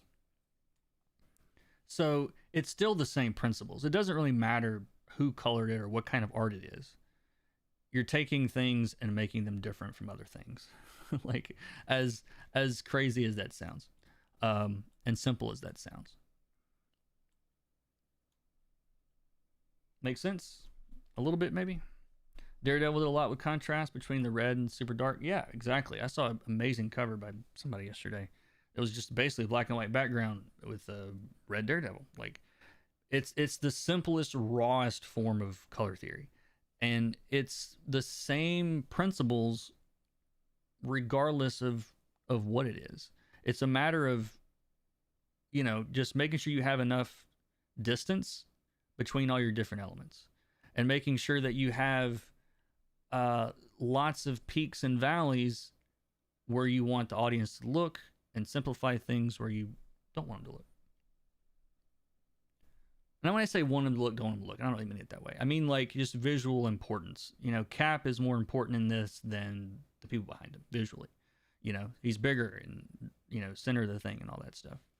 So anyway, have I is this dead horse beaten? Do we need more examples? Do you want to know more about applying this? Like, I want to look at some other random art on Instagram personally and dump in here and see what happens.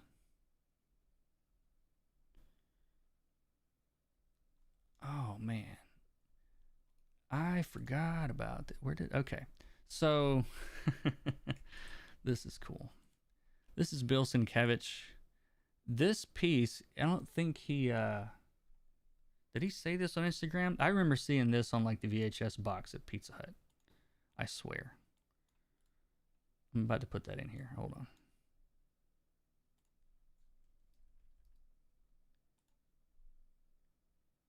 I got a card and small poster with this image from Pizza Hut. It's the third comment. Okay, good. Somebody told him. I'm going to be like, I remember getting this from Pizza Hut.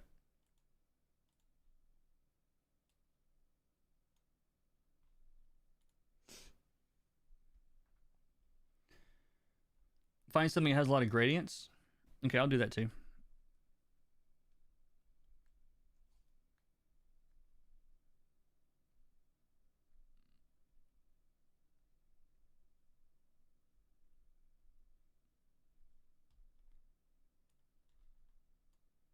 Sorry, it takes me a second to set all this up to,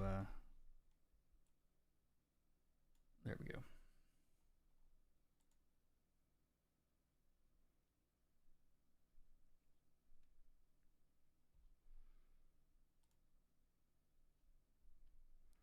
So on this one, and let me just verify you guys are seeing everything, and you are. So this one has like, you know, there's kind of two levels going on in the artwork. There is, and this is so obvious here. This view, we're seeing hues only, okay, with no value added, okay? There's no description of value in this view of it. And you can barely see the background in this because they're all very close together, effectively the same hue. They're this same, you know, purpley pink hue here. And then, of course, the X-Men are more saturated, darker, different, okay? So you can see, if we do this, you can see just how far away that background is from everything else, okay? It's very, very bright. Most of the other X-Men fall into this range. Here's the blue folks, the Cyclops and Beast and whatever, and Jean Grey's hair, and Cyclops is in there. But you can see just how much difference there is between what he did in the background and what he did in the foreground. Beast is buried. He is sort of buried, but not on his face though. Like his face, you know, his eyebrows and teeth are doing a lot of the work. You know, from a color standpoint, he's pretty similar, but this is a contrast, and that's an interesting point. This is more of a contrast of detail level because, you know, in this little again, that's like if you can have little mini canvases. So like here is our little mini canvas of this blue area of this, okay? If I mask this off, let me get rid of that little bit of red too. So this is just that little section of the thing. Is this showing up for y'all? Okay. Now, you can see that this is all a very similar range of color and value and everything else. Like it's all very similar blues. There's not a lot of differences in, you know, those colors at all. So how is within this little window, how is Beast coming forward? Well, all of this stuff here, there's very little detail. It's like, look at just how little is happening in that little box. You know, there's not a lot of marks, very simple artistically, but not his face. I mean, this is a really boneheaded, straightforward way of looking at this from my perspective, but not Bill's. But faces are going to draw attention anyway. Like if he was purple, pink, blue, whatever, like we're always going to notice places where there is a face versus not a face. So keep that in mind. It's not all color magic, but at the same time, there is more details there also. His eyebrows are darker. Obviously, his mouth alone, if we just look at his face, I'm curious to see what this would look like.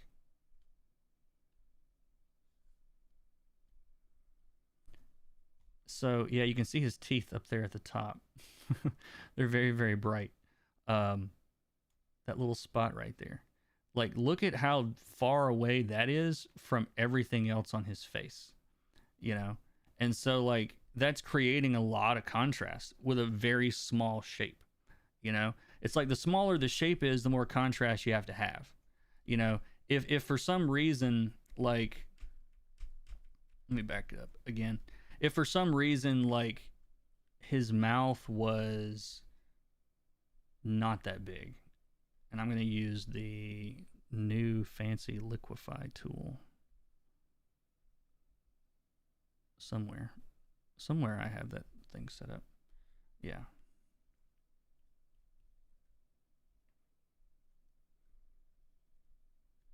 This is such a weird example, but if I make his mouth really, really small and then bounce off on it, now we have a hard time seeing him at a distance. Like, you know, at a distance, you know. And I know you guys aren't seeing this as small as I am, but you see now how without, like, this far out, way far out, that little, you know, area where his teeth was is gone. And so the fact that that spot is there is doing a lot to, like, pull your eye that direction. It's not like it's the main focus. It's not like it's the first thing you see, but in the big scope of things, his teeth are doing a lot of work to make sure that you see Beast there, you know? So, anyway. Am I still live? I haven't checked in a while. I have 93 people? Okay. That's a lot of people for me. It went viral. 93. Let's just do a gradient. Somebody said to I don't need this navigator. That's throwing me off. What does a straight gradient look like on here?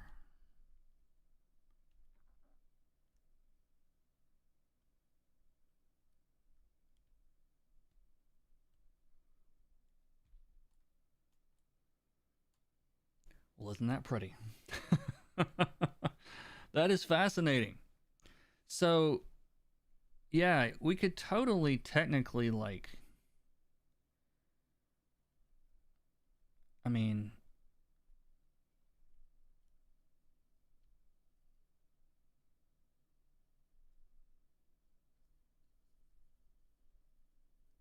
I'm just curious what's going to happen if I do this.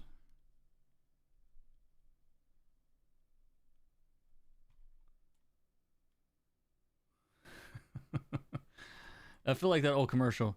Do you see a face on Mars? Um. Anyway, fascinating. Um. But yeah, so this kind of makes sense. This is actually a good illustration of this. So we're going from very light down the color system, into the more saturated, darker parts of it.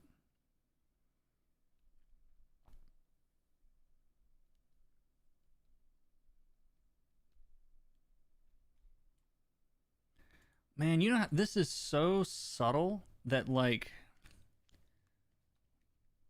yeah, this is really cool. This is really, really cool. Let's see. Let's see. Could you get one of the very colorful by Ryan Gonzalez? That sounds awesome. Yes, I do want to. Try applying a custom non-linear gradient map. Okay. Yeah, actually, that would look crazy. I never use gradient maps in Clip Studio. Let me move this out of the way.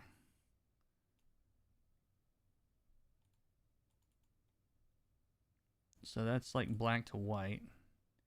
That's this like sepia one. There's the rainbow version.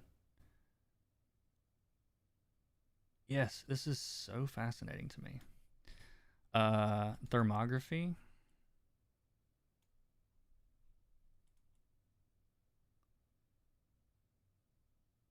It's interesting to see the actual this part of the gradient tool, like, perfectly shows you like where the lighter and darker parts of that are.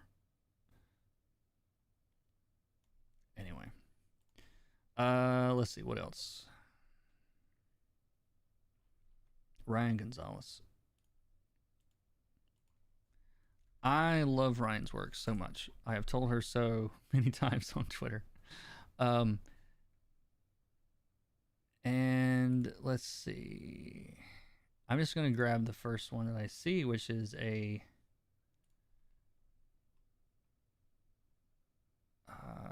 who is that? Gwen?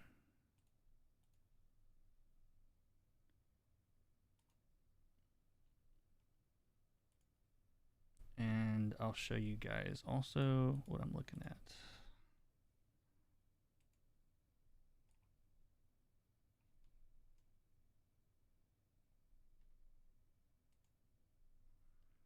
All right. So, sorry, I'm trying to get this thing to rotate properly. There we go.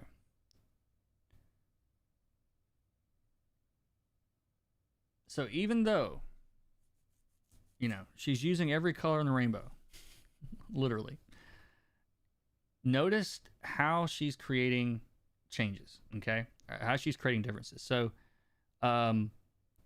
I love how the shadow of the cursor follows the slope. And does it? I didn't catch that. That's cool. I already closed that thing, I think. But first, look at the sky.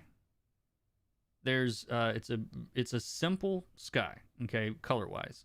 There's blue to white, a little bit of pink thrown in there, but that pink is really desaturated. And so, if I color pick all this stuff within this little system over here, I'm going to draw this out and then we'll look at it in 3D. So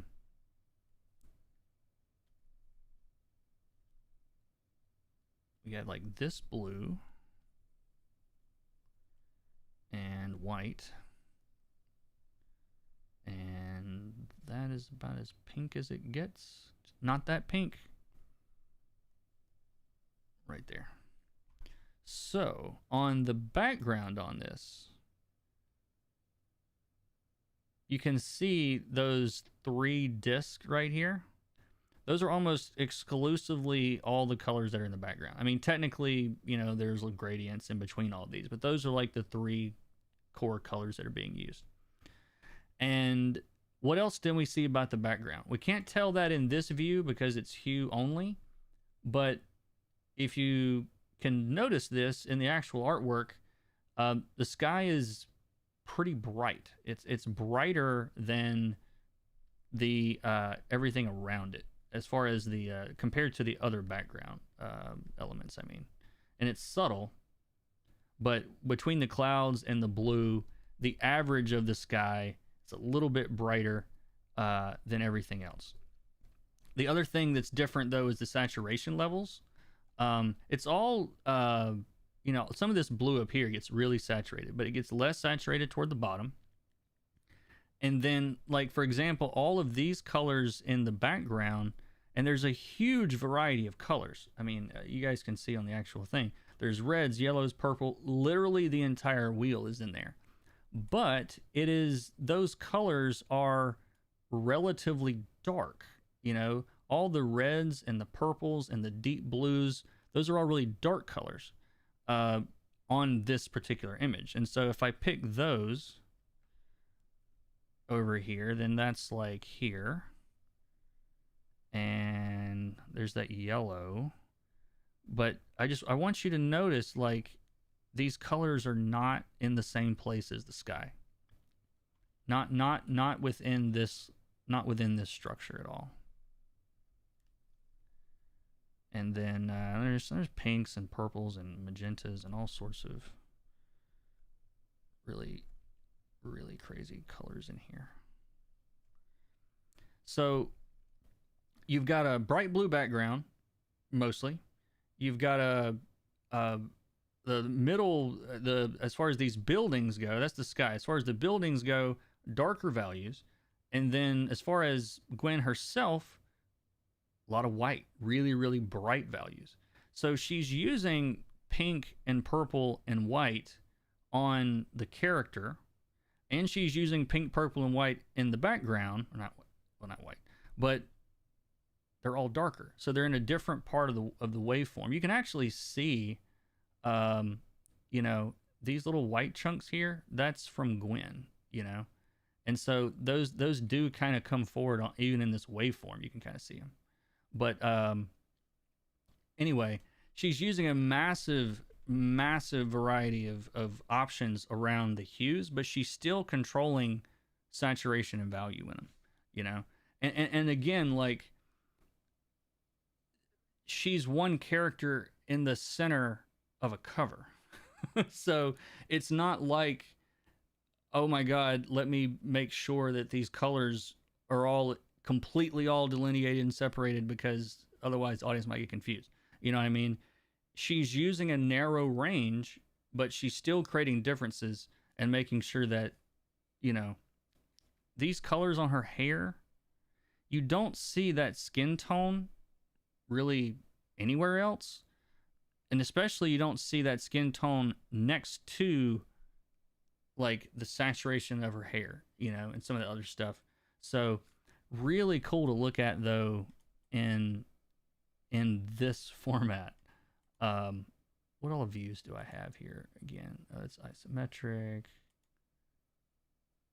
Yeah, that really shows how contrast is distance, that particular view. Spider kitty's a cutie. Yeah, exactly. But there's just generally more white here too, other than the clouds in the sky. But now that's a fun one to look at. This really does show that she literally does use almost every possible color combination, or every possible color in the spectrum. I've always been fascinated with her work for that reason. What else do you guys want to look at? I'm gonna wrap this up, I think, pretty soon. How long have I been on here? Yeah, I'll probably go another 20 minutes or so.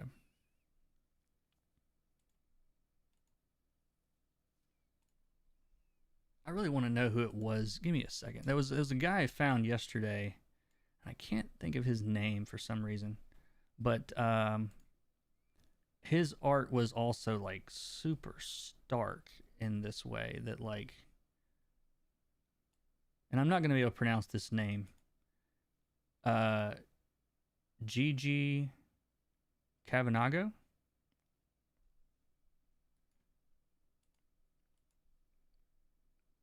Let me find his Instagram.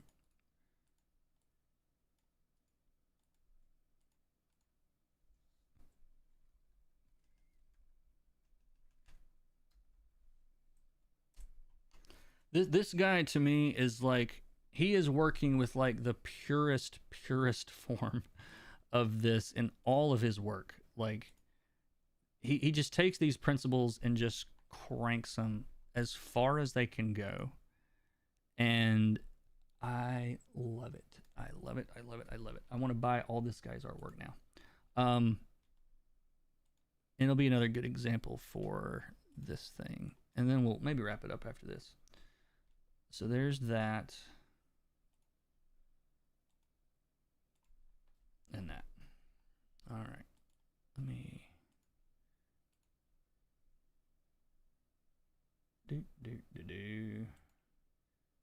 Oh, let me turn off my I don't want people confused. Rebecca didn't draw all this stuff. But anyway, first I want you to notice, again, this is what I want you guys to look. This is your homework, okay? If you want to learn more about this, if you want to use this in your work, this is your homework, okay? I want you to find your favorite piece of art, and I want you to zoom way, way out on it. And I want you to see and describe the shapes, okay? So in this case, we have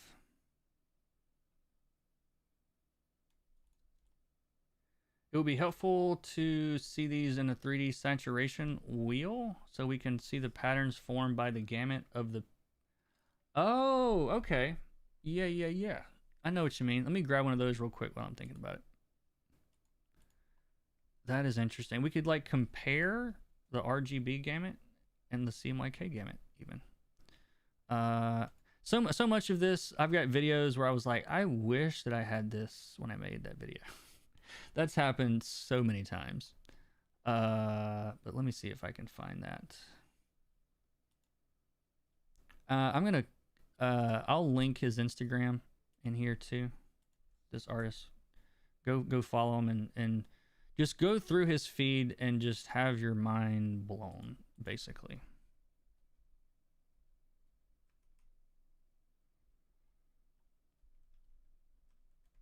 All right, let me find RGB gamut.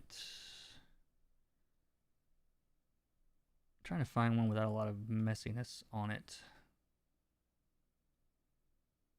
because it'll look better.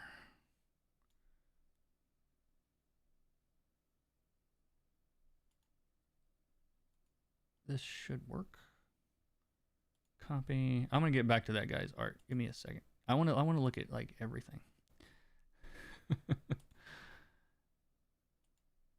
So there's the RGB color gamut, and that triangle is the CMYK color gamut.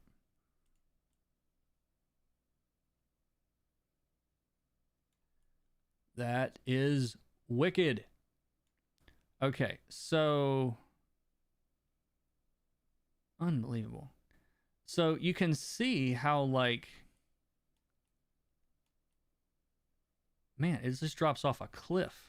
So it's like this little mountain is printable. The valleys around it are not. Is Liana still watching? She may have ran off. We have running gags about our friendship is based on CMYK color gamuts on Twitter. But that is, you know what? Let me get rid of the white around it is obscuring it. There we go. I've never seen this like this before.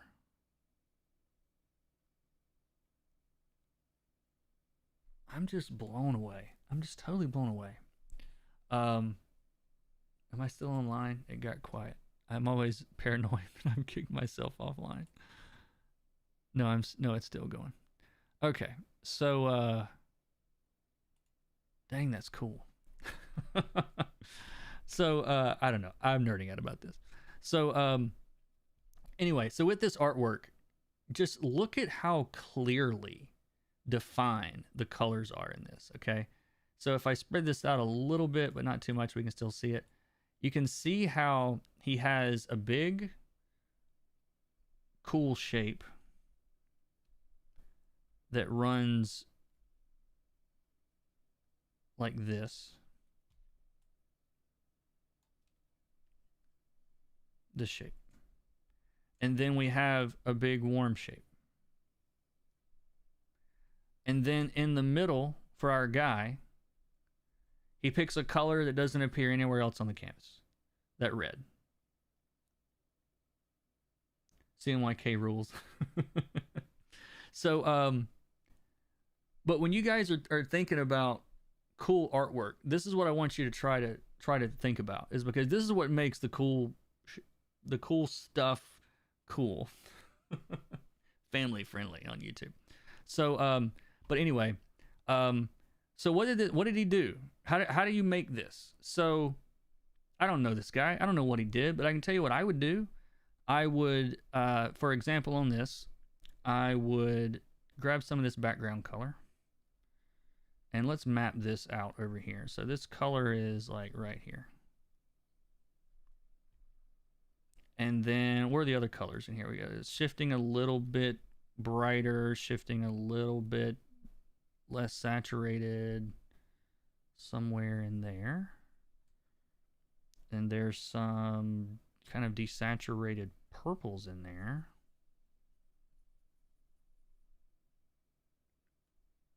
And what else is? I mean, he threw around a little bit of that warmth in there, but not very much. Like just enough to make it vibrate. But it's mostly cool stuff, cool colors. So his background,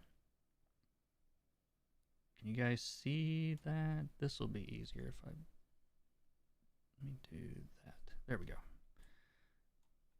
Oh, let's also, whoops, move that up. A little bit easier to see. So now you can see the background mapped. You can see it lines up here and over here. So this is, he said, I'm going to make a big shape out of this little mini palette right here. And so he chose colors that are in this little area. Okay. And now he needs a lot of contrast on this because it looks like it's for a cover and he wants to stand out, or he wants this to really be visually striking. So what does he do? The top of the image, completely different color palette, entirely different gamut, like little mini gamut. And so we have this, we have really, really bright stuff. These clouds are leaning over this way, getting into the oranges, and then a few like some purples that are starting to kind of overlap a little bit with what's down there, but they're just kind of barely crossing over. And so you can see, here's the bottom of the page, here's the top of the page. All right, so he's got these two big shapes that are both made up of analogous color schemes. There's an analogous warm scheme on top and an analogous cool scheme on the bottom. And so they meet in the middle. What do you need to do? You need to be different than everything else you've done already. So what could you do? You could put a solid red piece in here, just like he did. That's the only place on this image where you get that red. It is entirely unique to this entire page. And it is separated out here, even from everything else in the color wheel. You know, I like how the selection tool actually draws a line on that. But I'm trying to find the best angle that shows all of this. So we got the background, we got the foreground, and we got this color. So what else could you have done? Like, just as an idea, it's like, well, that's easy for you to say. You're picking it after the fact. But almost any color that is unique would come forward there. You know, if instead of red, oh, and this feels very wrong to like, I'm not changing this guy's art and saying I'm making it better or anything. I'm using this as an illustration to show a concept, and I'm going to make it worse probably. Actually, I will make it worse, guaranteed. So instead of that red, what happens if it's, you know, green? You know, and you guys can't actually see, I don't think. Why is that not updating? Give me a second. Window. Yeah. So does that work? Well, it feels wrong. Why does it feel wrong? Well, this red was over here sort of getting comfy with all these other colors, but it was more saturated and a little bit different. But that green is out here. You know what I mean? Like that green is so incredibly different than everything else on the page. The contrast is too strong. There's too much distance between that green and the red and the green and all of this. And so it almost feels garish, you know? And so, you know, we can turn that down, start bringing it, did I paint that on that layer? Yeah, smooth. Let me try that again. There we go. So it just changes the whole feel of this thing, you know, and it doesn't really fit with the rest of his color gamut. Like it's too unique almost to me, you know? And so if we take the saturation down, look at what happens. It starts to join with the rest of the colors that are already there. Now it still stands out. It's still different, but by bringing the saturation toward the center, it's not as offensive. You know what I mean? It's sliding back into the gamut with everything else. It's still unique. It's still there. Not the feeling he was going for, though. And I'm not saying, again, this is just an illustration. But as we get colors that are closer to what's already there, it starts to blend even better. And as we get to colors that are, you know, further away than what's already on the canvas, then, you know, it's going to start to feel a little too weird, too different, honestly. But you could have gotten brighter, maybe that would have been an option. But like as long as you just create something unique, it's like the only place on this image where that blue appears next to something that warm is on Dylan, is on this character, and you can see that here, kind of where he's nestled into this. You know, in this view, it's interesting to look at this view because you can really see that drop off from the bright values to the darker values where the rest of this image is.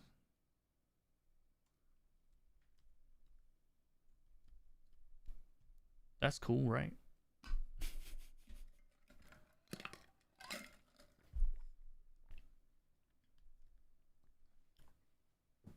A red valley. Yeah, basically.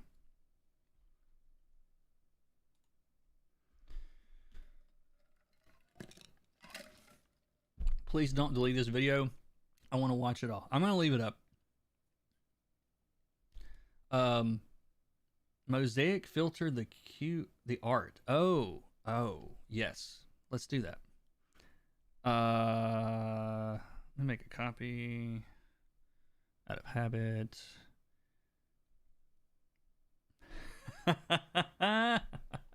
Sorry if that was loud. Boy, that's fascinating to see. It's so clear. To see, now, why is this clearer? So these colors are blending, and the more we blend them, the more simple it's going to be.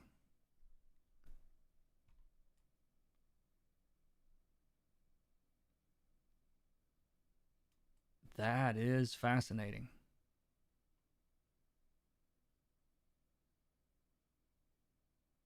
I love this. Anyway, I'm going to integrate this into some other videos probably. I'm going to have to.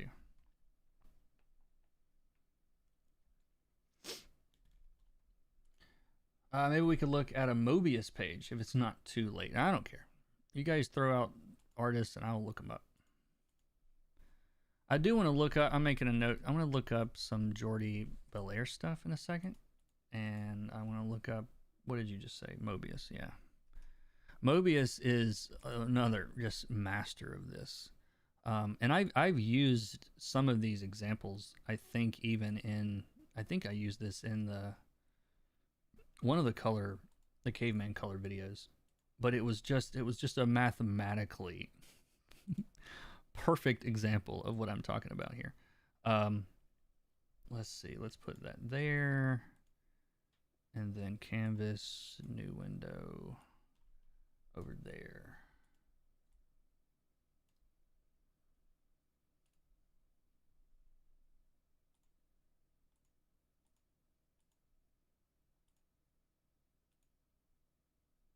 this. Okay. Let me get this back on my color wheel.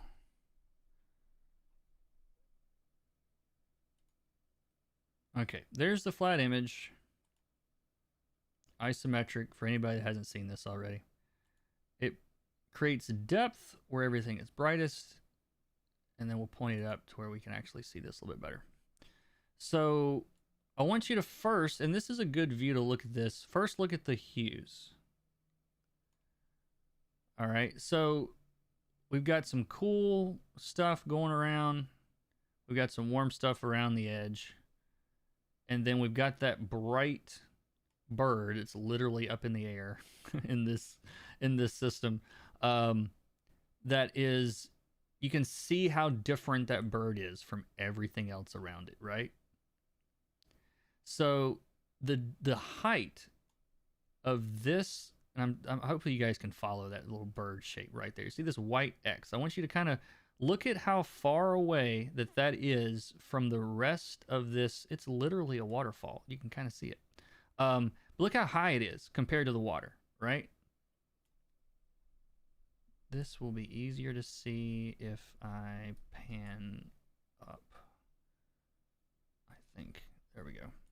But yeah, you can see how far he is from the water. But now compare that background, the other warm elements in the water. They're just, the height's not that big. I mean, there are places where it's different, but the distance change is highest on the bird because it's the only white thing on the page. But you'll also notice the area around the bird is like intentionally darker than everything else. You can see it right here. So right in the place where the light and the dark meet, at its greatest point, is the most important point on the image. And all the places that there's less distance, these are all places that, you know, they don't have as much contrast, you know? And so, you know, we could map this out over here like we did in the others, but I think this one's super clear. Like, anyway, I think it's fascinating stuff.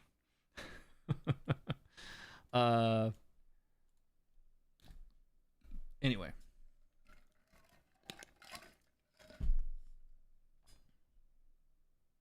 Very pastel palette, very high key picture. Yeah, exactly. Exactly. So I've talked about for years, I've tried to talk about like my rubber band system of color theory.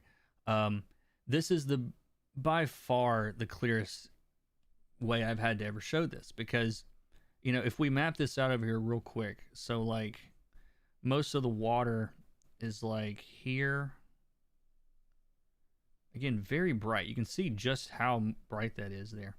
And then the area directly behind him, where it gets a little bit darker, it's like a mid-tone, a little bit more toward blue. It's like here. And then the bird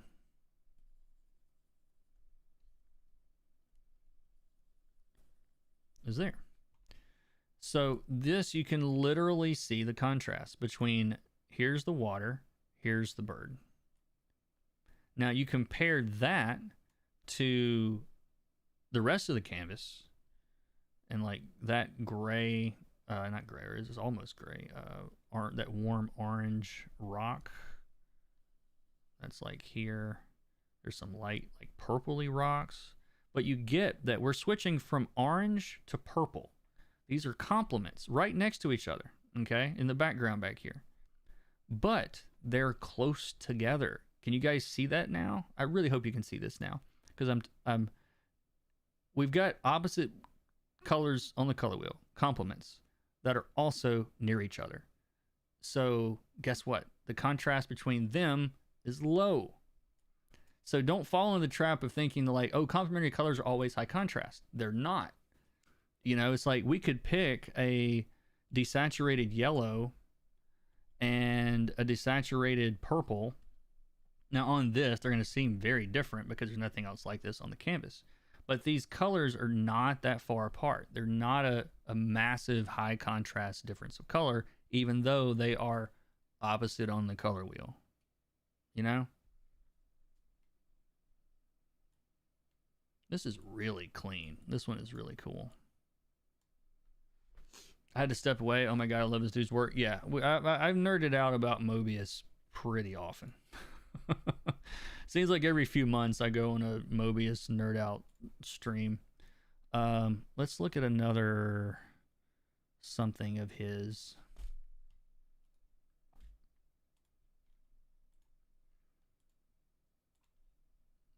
New from clipboard, new canvas, new window. Drag that over there. Do that. Why isn't that working? There we go.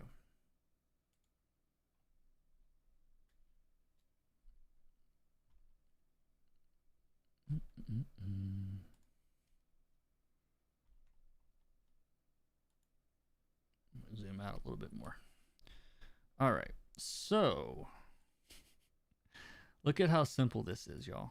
I mean, it's these big, huge, clear-cut, highly delineated, separated colors. Like, it's just like the dude is a master of this. I'm trying to fill this out as much as I can. So, but you can really see how bright that yellow is in this. And then you got the big blue guy. And everything else is closer to the yellow. For the most part, at least down here, leans a little bit purple, brown, whatever on the guy.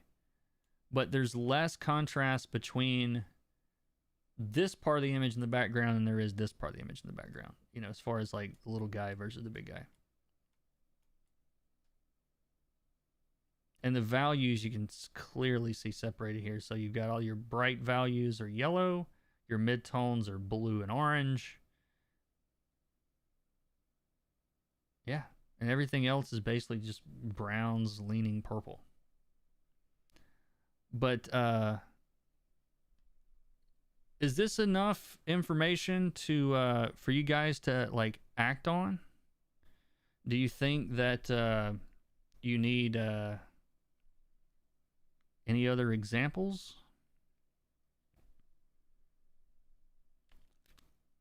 I want to look at one more from I want to look at some Jordy stuff, and I want to look at some more stuff from GG. I hope I'm saying his name right.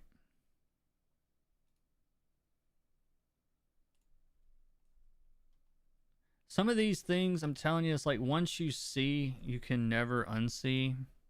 And if you're looking for this in your favorite art or in while you're making art, you're going to notice that it kind of works everywhere.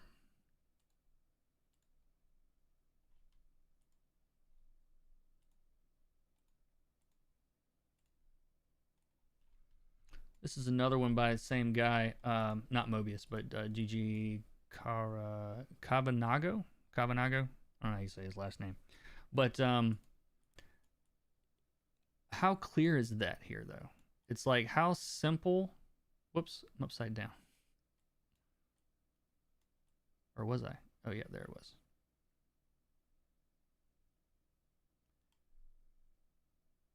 What pattern has he created? What's the background? It's all bright yellows and greens. And in the one place he wants you to focus, he went to the opposite side of the color wheel, chose red, and put it right there in the center. And it's like, well, that's cool. What about the other stuff in the rest of the background? Well, and sorry, I'm getting lost here. My yellows are upside down. There we go. I don't know why this black of Clip Studio is so bright on the screen. I don't quite follow that. But anyway, so it's like the rest of the background. What are you going to do? You take a little bit of that red and you use a little bit of it. Not quite as red, not quite as intense. But that's what a limited palette is. So if you wanted to see this all mapped out, to me, this is the useful part, but I can't speak for anybody else. So this is a very, very bright middle saturation yellow. Make this where we can see it. So like this whole background is like here. And what else is in the background? We got that warm, whatever that is. It's actually coming out orange. It's like this is a little part of the background. What else is in here? There's some greens. Yellow, green, pretty saturated. It's like in here. You see how we're building a little mountain of background. We got some desaturated reds over here.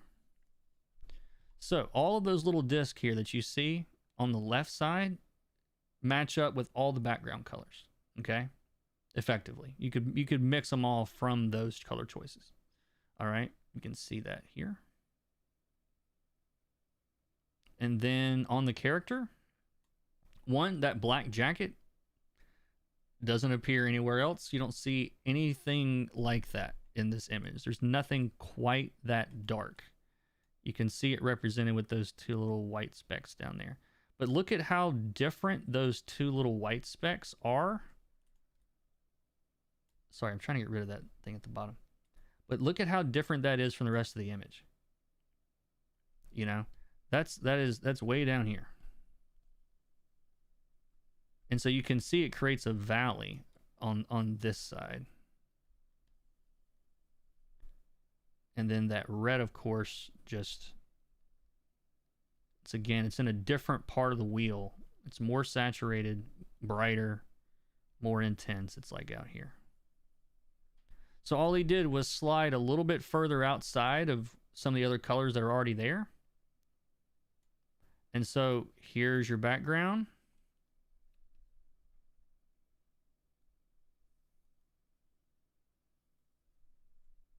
And there's your foreground. Oh, and his white pants. Let's make sure that that's unlike anything else we're seeing also. That's way up here. Which you can't really tell in this view, but you'll see it in this one because it's a little bit brighter. Does that make sense? So we basically have if you can imagine this, I gave this example as like it's a big cake, you know, in the color picker, because in some of my old videos. And if you can imagine your foreground, middle ground, and background are like 3 ingredients that you're going to bake into your cake that all need to be separate inside the cake. So imagine you had a cake and it's like you got 3 kids. One of them likes chocolate, one likes vanilla, and one likes strawberry. Here's the analogy for you. So it's like, okay, the background is chocolate. We're only going to put this in this part of the cake, right? I keep using my mouse and you guys can't see this part. So that is the part of the cake that is for one kid. And then the other kid that doesn't like chocolate at all, we're going to use something different. We're going to go strawberry. And sorry, this is not an exact, I'm trying to point with the shadow of it here. So like, imagine like a Neapolitan cake where everything is separated. That's like how this works so often with so many different types of art, is just different colors in different parts of the system, separating foreground, middle ground, background, separating your focus from what's around it and all the other stuff. Does that make sense?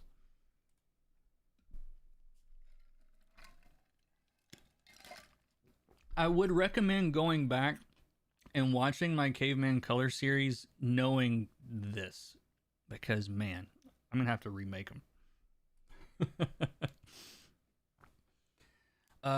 Bright yellow panels, dark red valley, similar to the other piece, but with green instead of blues. Yep, very, very similar. Let me find another palette of his that's not similar to that one, and then we'll look at some Jordy stuff, and then I'm gonna get some food. Oh, this is so good, so good. I want to find something busy. He doesn't, but Here we go. Detail busy, I mean, not color busy.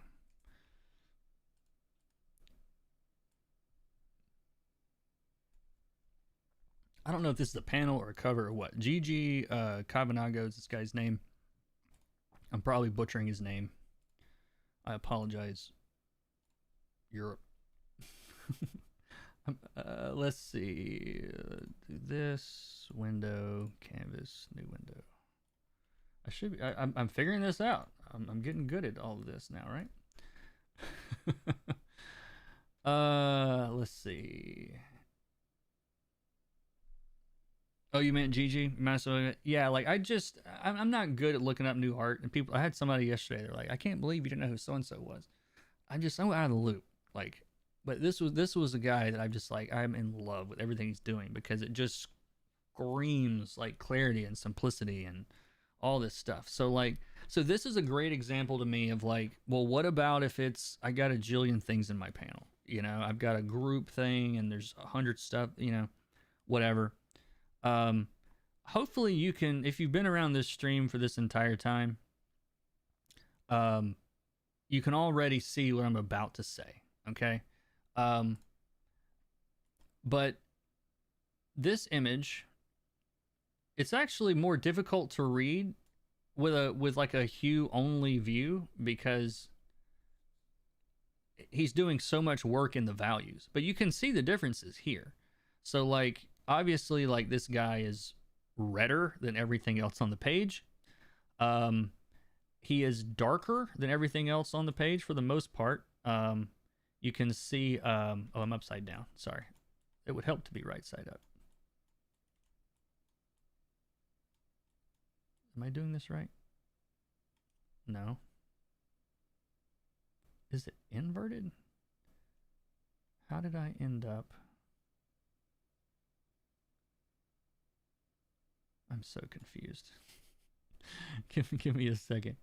I think it's flipped. Let me just hit the yeah, I don't know what I had done. I had flipped it. I had to reset it. So anyway, the link to this software is in the description, by the way. Isometric view, depth, and turn it to where we can see it. All right, so now you can see how he is dragging the bottom of this system, right? So the red's in that dark jacket. When you look at this here, all these reds are out here by themselves. And that black is down there basically by itself, you know? There's nowhere else. Like his jacket inhabits a completely unique part of this, you know, waveform. That's technically what this is. And the red is, you know, is just cherry on top. So all of this other stuff in the background, what is the relationship? You know, it's all brighter. You can see, like, if you follow this little shape here, that part, yeah, if I do that, that definitely will show it up.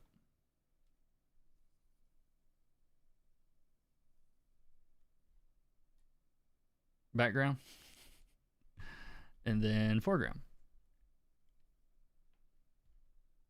Everything else is noise. Like, this is basically why this image works, though, is a simplified background where there's lots of things, there's lots of stuff going on, there's lots of stuff, but look at how they all share the same color patterns. You can see them all in here. Does this make sense? I feel like I'm repeating myself a lot, and I hope that this is clear to somebody. Because to me, this is a total groundbreaking game changer of a way of viewing this. And I know that sounds, you know, over the top, but I'm gonna have to keep working on how to implement this in a way that's not confusing. But the stream has been great, really inspired to keep trying to like visualize it better. Awesome. Glad to hear it, Angela. All right, I'm gonna find some Jordy stuff. You guys have questions about any of that, just let me know. But I wanted to see some of her.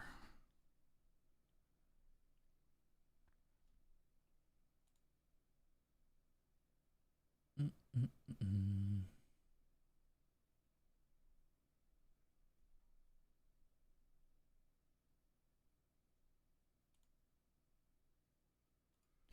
This one might be.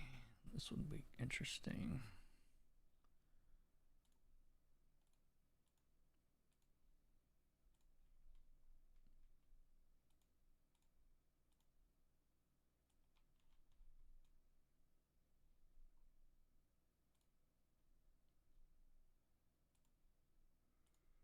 So the first thing I notice is just how limited this palette is.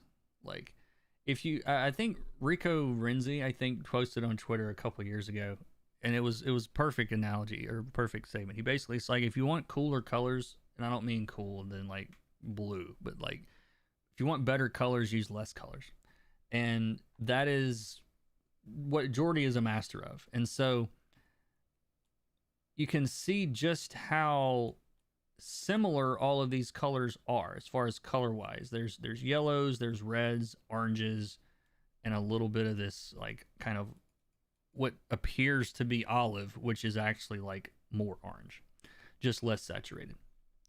So you can see the white of the panel borders at the top, and you can see really just how few colors are being used here. You got the warm stuff at the bottom. You got the mid-tones getting up there. But in each one of these little panels, she's doing something to make it different from the background behind it. Whether it's brightening it a little bit, whether it's adding a little bit more, value in some places than others. It's like these bottom panels, they're lean yellow and the characters lean orange. It's really, really simple delineations between all of these colors is what makes it so cool to me. It's harder to read panels like this. Pages with panels with this software because obviously there's more stuff to look at.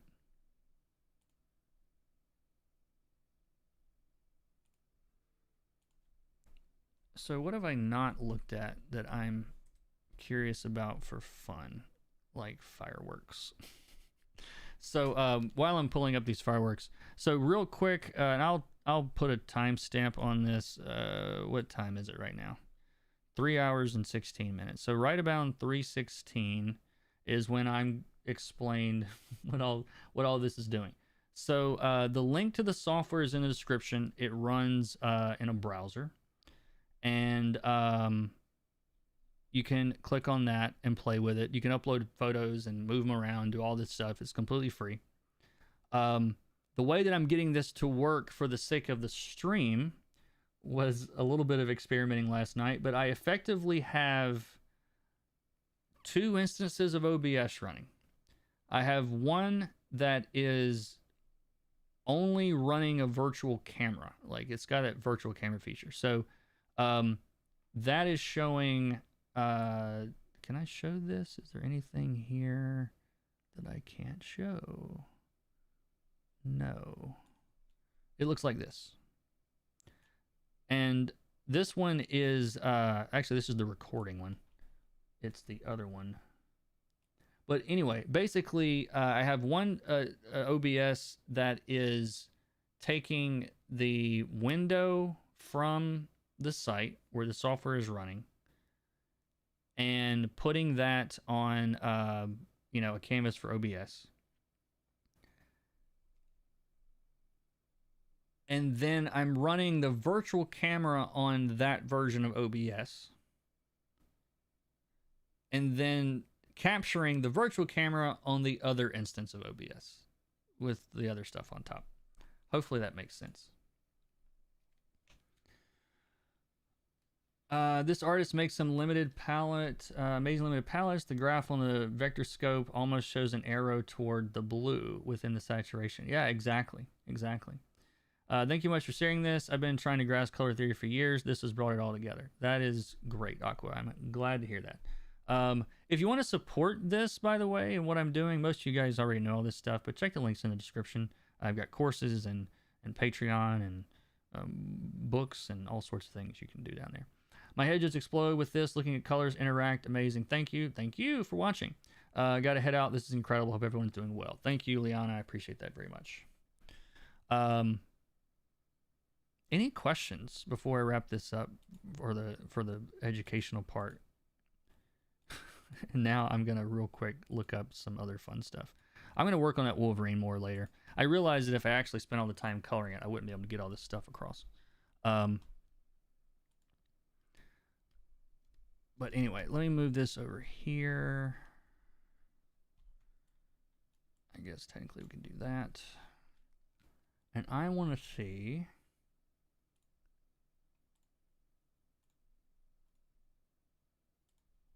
what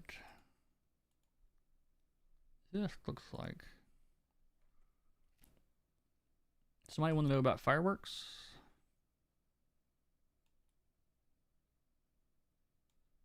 Is this all?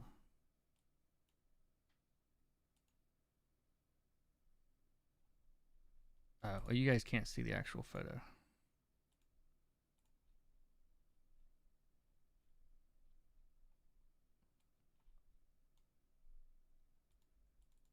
And I don't know. I've got a nice computer. I can't speak for anybody else. How it's going to run. This is fascinating, though. It almost looks like alien landscape or something. But it's interesting, all the little divots of black in between everything that comes out, and then all the brightest, bright stuff lined up across the top. And I wish it didn't have that big white thing around it, but I don't know how to capture this without that. Then we can zoom up to like one of them.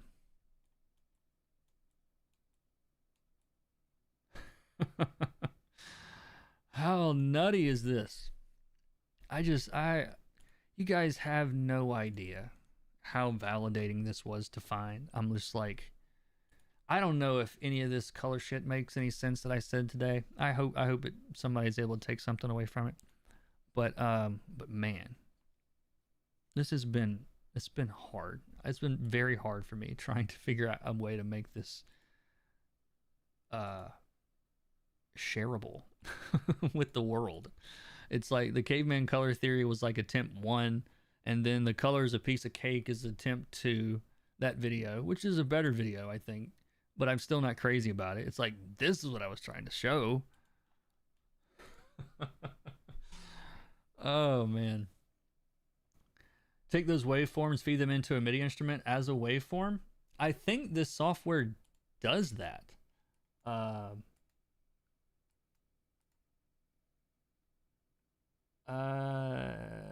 Well, there's some kind of MIDI something. I don't know. Maybe that's not that. Maybe it says it's an input, so I don't know how that works. But I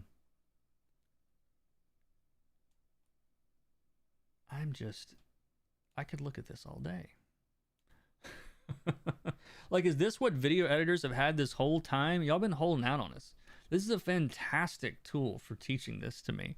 I mean, it's clunky and weird, and you have to be pretty good with spatial reasoning to get some of this, I think. But for the people whose brains that work anything at all like mine, it should be sufficiently blown right now. I'm trying to think of what else do you want to see? What else do we want to see? What else would be crazy? Look at the Aurora. Somebody mentioned the Aurora Borealis. It should also make the shape, I would imagine, because of the color shifting. Window. Yeah, I really could probably play with this for another hour. Canvas. What am I trying to do? Create from clipboard.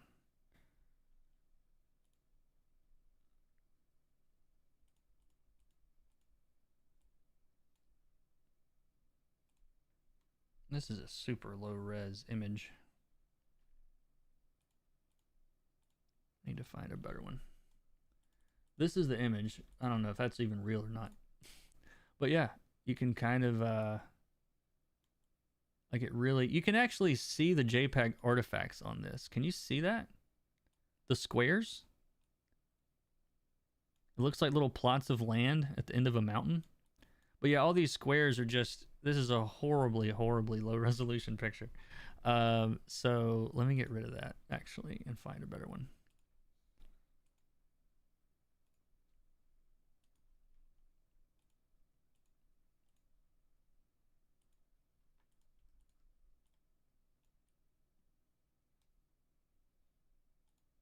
And this one is, I really need a shortcut for create new from clipboard. That's the image I'm working with.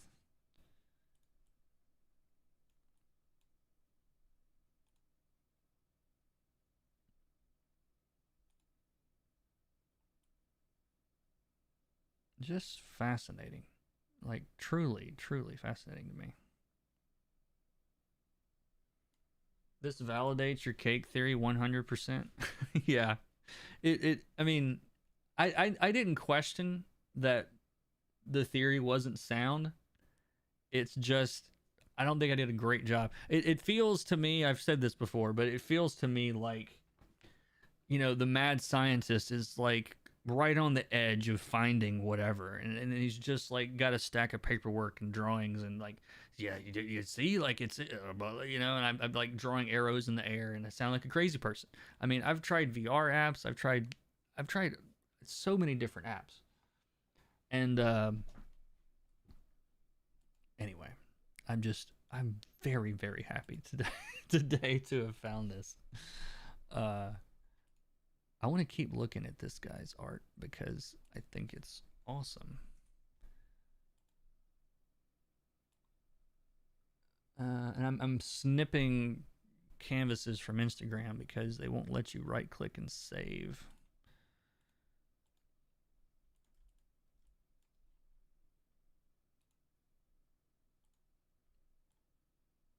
Like, again, like simplicity. This is what I'm taking away from this. The art that I like so much and the art that blows my mind, personally, I'm starting to realize it's because the colors are even simpler than I thought they were.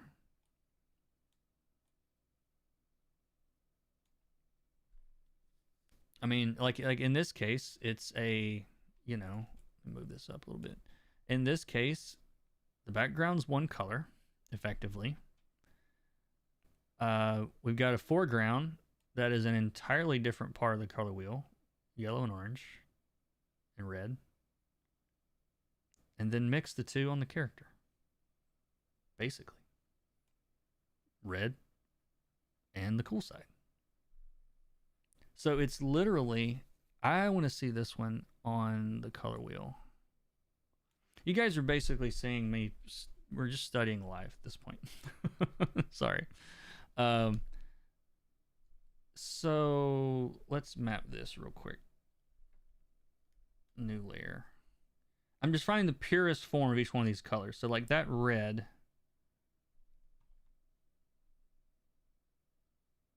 I need to make sure you guys know how to map these. But I don't know how to get my color wheel to show up live while I'm doing all this other stuff. Anyway, so I picked this red. I'll figure that out later. It's very, very saturated. It's very, very bright. It's about right there. And then the yellows, the purest yellow is right about there. We're seeing this without value. This is just the hues at this point. So it actually makes this easy to do. And then the background is all like right here. Not saturated, kind of dark.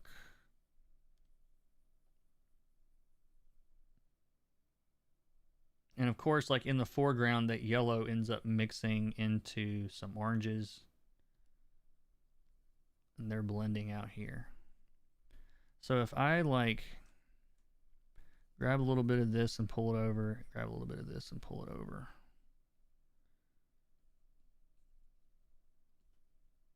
And then same thing here. Let's just drag a path to this red. Blend that together. So that's like our, it's the foreground plane.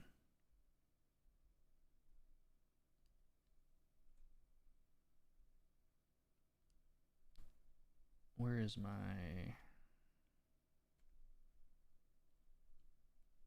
if I kind of write on this? Does it look like, yeah, it's fine. And then on, we got the background. I mean, even this in the foreground's not that different than the background. It's like here. And then his shirt is all in with all this stuff. A little bit different.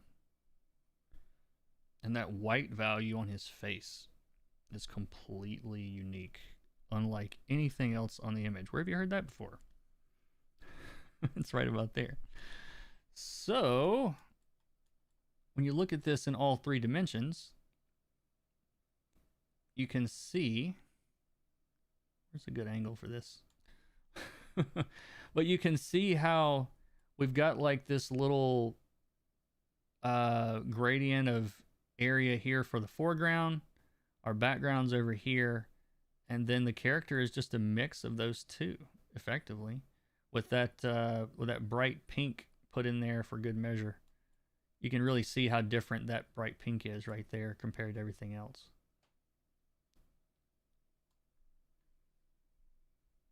That's the shadow of my foreground showing up on that.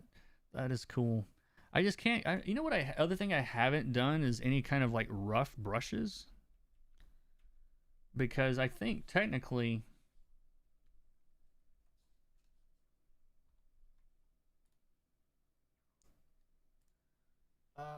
let's see, hold on. You could generate backgrounds with this? Oh yeah, probably so. I feel like it would be cool to compare successful coloring with unsuccessful coloring. It would. Yeah, it would. Yeah, this tool will definitely be coming up again.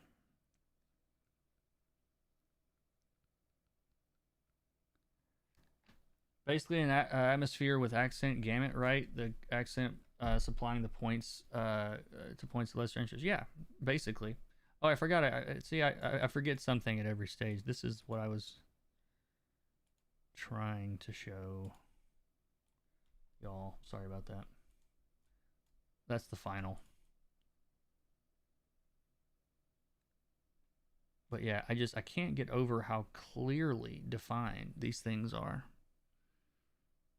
There's almost no overlap. And I think that's what makes it work so well. As far as like the reds with the reds, oranges with oranges, cool with cool. You know what I mean?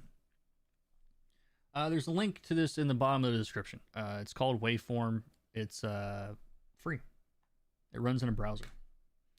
I was honestly, the only reason I didn't bring it up early on is I'm like, man, if I send this link out and, you know, crash the website or something, because I think it's just one guy made it. I don't know how, like, I'm sure it's robust, but I'm like, I won't even be able to finish this video if it crashes. So I was like, let me just do this. But yeah, I did link it in the description eventually. So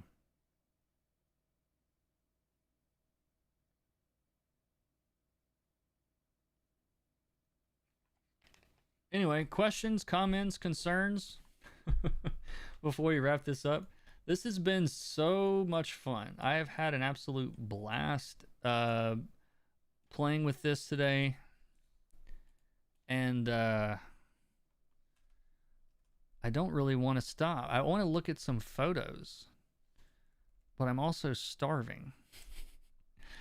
Let's look at like award-winning best photography. Sure, Google.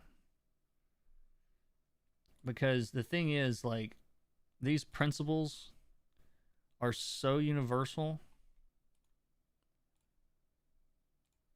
Create new image from clipboard, and this time let me remember to make a new canvas for y'all. So this is like a, I don't know, won a photo competition.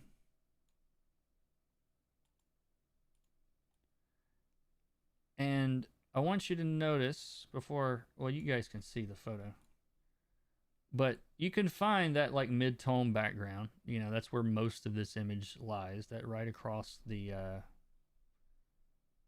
Sorry, I need to bring this over. Oh, I see the shadow you were talking about earlier. Interesting. But look at this is such a clear cut picture of how it's different though. It's like you see how it's different obviously like on the birds a little bit greener, get that little bit of orange in there. It's just very clear when you're looking at it in this way. I mean even the little fish. It's like a perfect little photo. The little fish, he's like the brightest thing on the page. See how he just flies right out of the canvas there? Yeah, he's literally like the high point in the image, that little fish.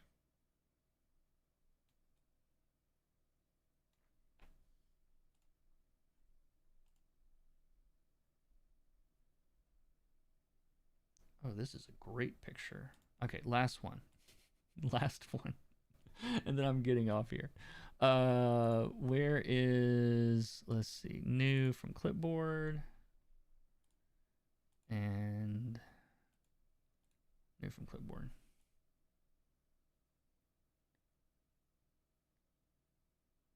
Dark picture, you know, so most of the bottom is lit up. And you can see a little monkey pumping out there at the top. But you really can see like just how, I keep saying different because contrast becomes tiring to say 100 times. But the difference in the contrast is so much clearer looking at it this way. It's like even just this view. It's, I mean, obviously there's not a whole lot like him on the canvas. That's the point. But I'm fascinated at how different everything is. And all these little points are all the little bokeh effects here. So like this right here is zoomed up to like there, roughly.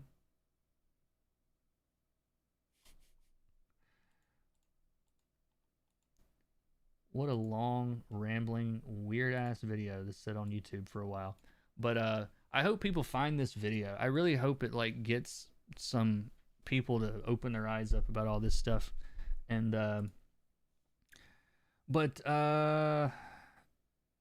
yeah, like the bird in the Mobius piece. Exactly. So one last call for questions, comments, concerns. Thank you for all the like button clicks. We got a bunch of those. I think that matters. All the new members, thank you for signing back up. If you check out any other stuff, thank you. But anything else before we shut it down? Going once? The link to this program is in the description. Toward the bottom. You got to look past all my links trying to get you to buy something, and then it's, you know, it's right there. There's my sinister ulterior motive there.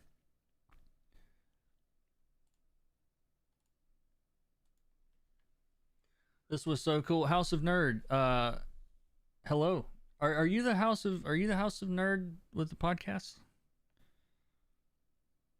There's so many. There's a lot of similar podcast names in that. I don't know about that one, but I know are you guys the did y'all nominate Blue Flame for some? I want to make sure I'm getting this right. I swear that name looks familiar.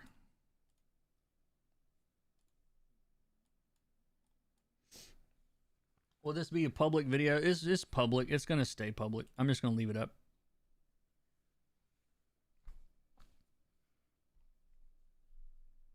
Awesome. Well, good to have you. Good to have you by. If are you the guys that nominated me for a coloring award too? I hope this. I really hope you are. I think you are. It was there's a couple of websites that I think I follow, and channels that I follow that are all in the same ballpark. But Anyway, I got nominated for an award for the first time this year, and I think it was y'all. Maybe I'm misremembering. There's also a delay here, so maybe you've answered me already. But I appreciated that very much if it was you, and if not, I appreciate it anyway.